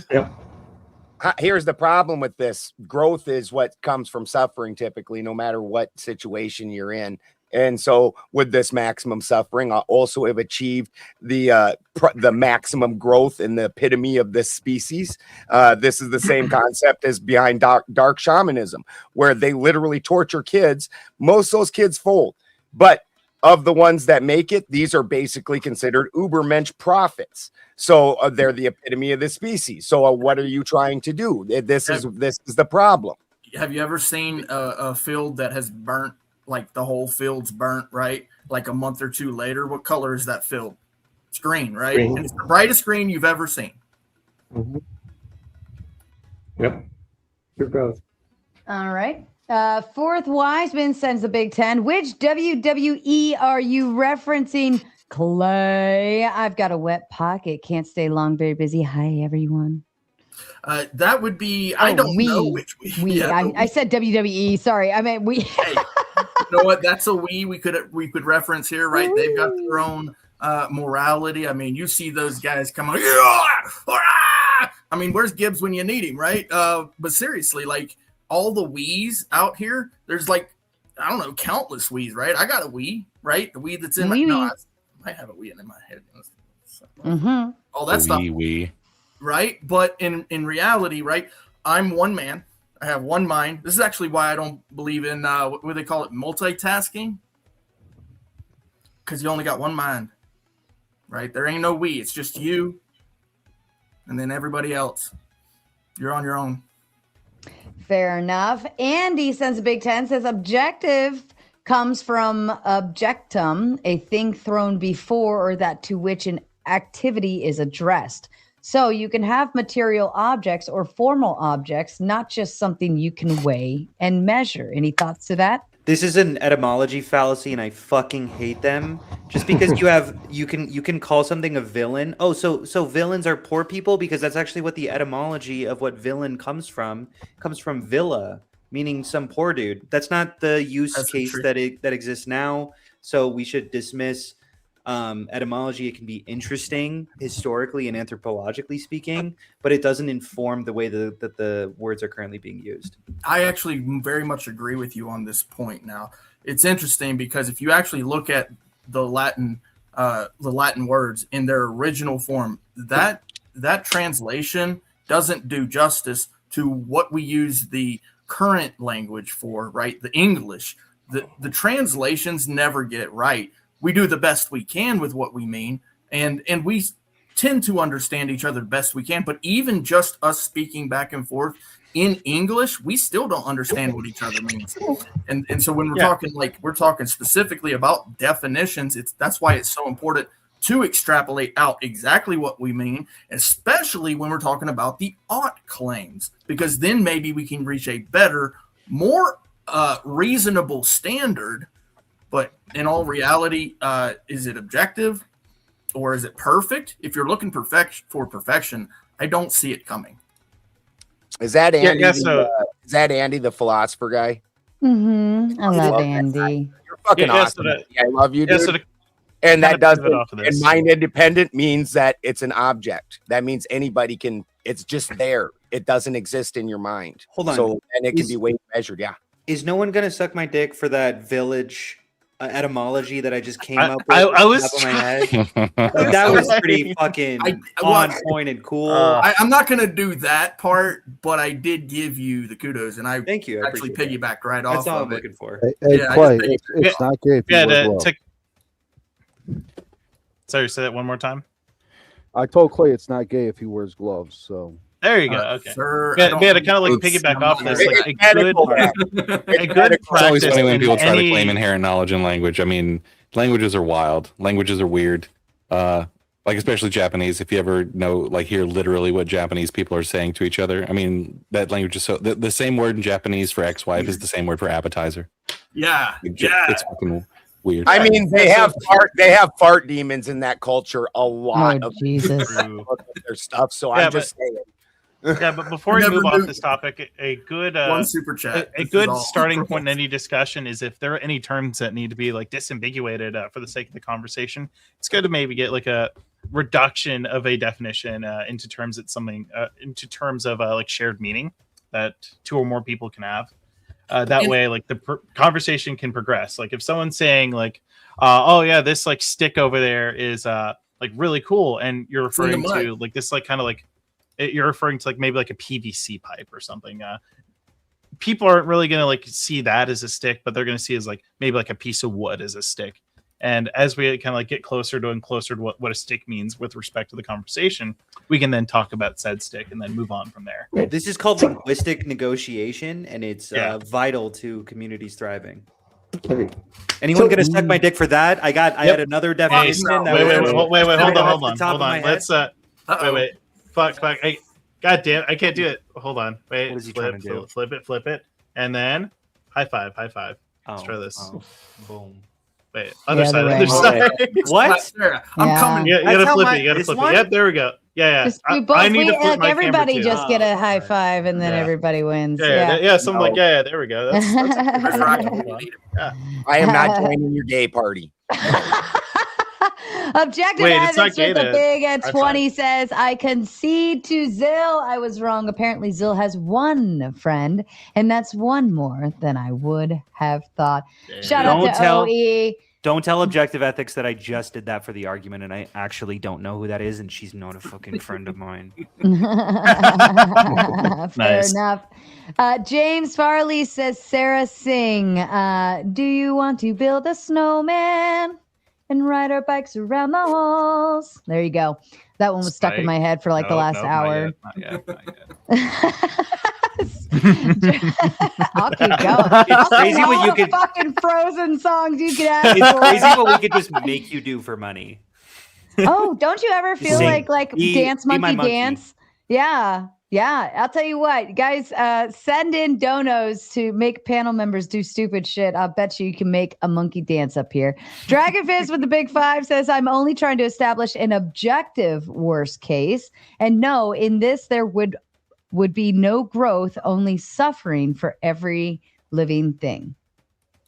So isn't that like the North Pole? Like if you're at the North Pole, the only direction you can go is south, right? So that's kind of, if you're at the objective worst case, the only place you can go is up.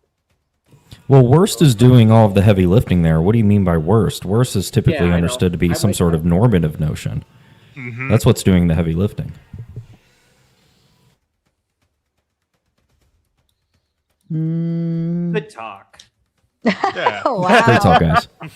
And shout out to Tootie getting a membership over here on the Gauntlet side. We love you so much, Tootie. And let's keep this membership drive going. I will count memberships gifted towards the goal. I think it's a little cheaper, but hey, it's the gift that keeps on giving and it brings people back around. So you should probably do that. It's cheaper. And you can keep the show going. Dragon Fist Andrew needs to check his fucking Discord more often. Shots fired. He doesn't really use Discord a whole lot. I usually talk to him on either IG or AOL Instant Messenger. X. I think he's on X too, or no, he's not on X. It's Instagram. Yeah, it's funny because every panelist has a different thing that they prefer. And so I could be connected to all of them, but I know which one they want to use or know which one gets their attention. It's the most confusing shit because I'm so bad with these kind of things. And I have to sit there and think for 20 minutes and go through the different apps. Who do I talk to on this fucking which app? I have a Google, or not a Google. I have an Excel sheet with all of you and how I talk to you. It's helpful, but now it's just implanted in my head. Tootie doing the gift that keeps on giving. Much love around. Gifting out 5 Gauntlet memberships. Congratulations to you lucky lottery winners. And Dragon Fist happened to be one of those on the receiving end. So congrats to you, sir. He kicked ass, by the way. He kicked ass in Vegas. We just did the review last night. Him, Gibbs, and Shaman Omar. We all went to Vegas, kicked tons of asses. Took names. The clips are amazing. And debated a crazy person. Yeah. But we, Andrew and myself, are going back at the end of July for more debates. We've got Brian Shapiro, Dr. William James, I believe his name is, and Andrew isn't staying for the third one, but I'm moderating all of them. And the third one is Jake Barsatella. He's doing the DebateCon one too, but I can't remember how to say his last name. But we'll be there at the end of July for all of those. So if you are a panelist and a regular of mine and you are interested in going to Vegas for any of the upcomings, I do have more of the roster of who you can debate and the dates for those. Reach out to me and we'll get you set up with Sean for that. Shout out to Andy with the Big Ten. He says, etymological fallacy means treating a word's present meaning as fixed by history. The material/formal distinction is not an etymological claim. Am I saying that word wrong? Yeah, etymological. Yep. That's correct. Okay. Etymological. Claim at all. It's a distinction. I'm not parsing OBR. I don't know what that last thing is. Obisser. I don't know what that last thing is, but this is to me, so I think I should respond if that's okay. You are treating a word's present meaning as fixed by history because you were using its origin to notify you about its current usage. And anyone who studies anything about etymology knows that doesn't work. You can't do that. You can't. I could throw 1,000 examples. I already gave the village example, and no one sucked my dick for it, so I'm not going to give a second example. Okay. Why do you really want your dick sucked tonight? Is that what's going on? Apparently, maybe it would be nice. Have you ever met a dude that said no to that? Yeah, come on. It's also not the word's origin. It's an arbitrary point in its evolution. But hold on, though. He is on a panel full of mainly men and only one female, and he is expressing. Now you got clout over here. Homophobe, good housewife. If I would take true good head is good head. That is if I can, Hunter, okay. This issue really revolves around the etymology. Villa, violent, vile, right? These are the V words that you will find if you actually go back and you look at these etymologies. You're going to find some interesting things and interesting correlations of the ideals behind them. What Latin did, it's interesting, is they used they used a lot of the Roman numerals for their letters too. So it's not just the etymology itself, but the numerology that goes into the ideals behind the words that they used. So it's when you're talking about etymological fallacy and you're specifically referencing the Latin, you're going to need to actually look into the numerology behind certain. No, I don't. You don't have to. Even that is a slice in time. You shouldn't refer to the history at all. If you're going to look at etymological fallacy, you shouldn't be. Wait, hold on. If you look, this is the base claim I'm making. If you want to understand how a word is being used today, the etymology will tell you zero. You have to be looking at how current speakers are. Yes. I agree with you on this. Oh, okay, great. Sorry. Yes, what I'm talking just stupid. about. I'm sorry that I got fighting. No, it's fine. What I'm talking about is his claim right here, and I agree that what he's doing, he's trying to present it. Froggy now. If you're sorry, Clay, if you're watching, I just realized if you're watching over on Objective Ethics side or Vibe side, I do need to disconnect because this is Gauntlet and I never know what's going to happen. So if anything bad happens, I don't want to be on the phone trying to call them sporadically, like go shut it down, private it. Okay, so if you're watching on either of these ends, you want to continue watching, come over to at the Gauntlet debate. That's the Gauntlet on YouTube. Come over here and we'll continue on. Otherwise, I do need to disconnect. We love you so much and thanks for hanging with us tonight.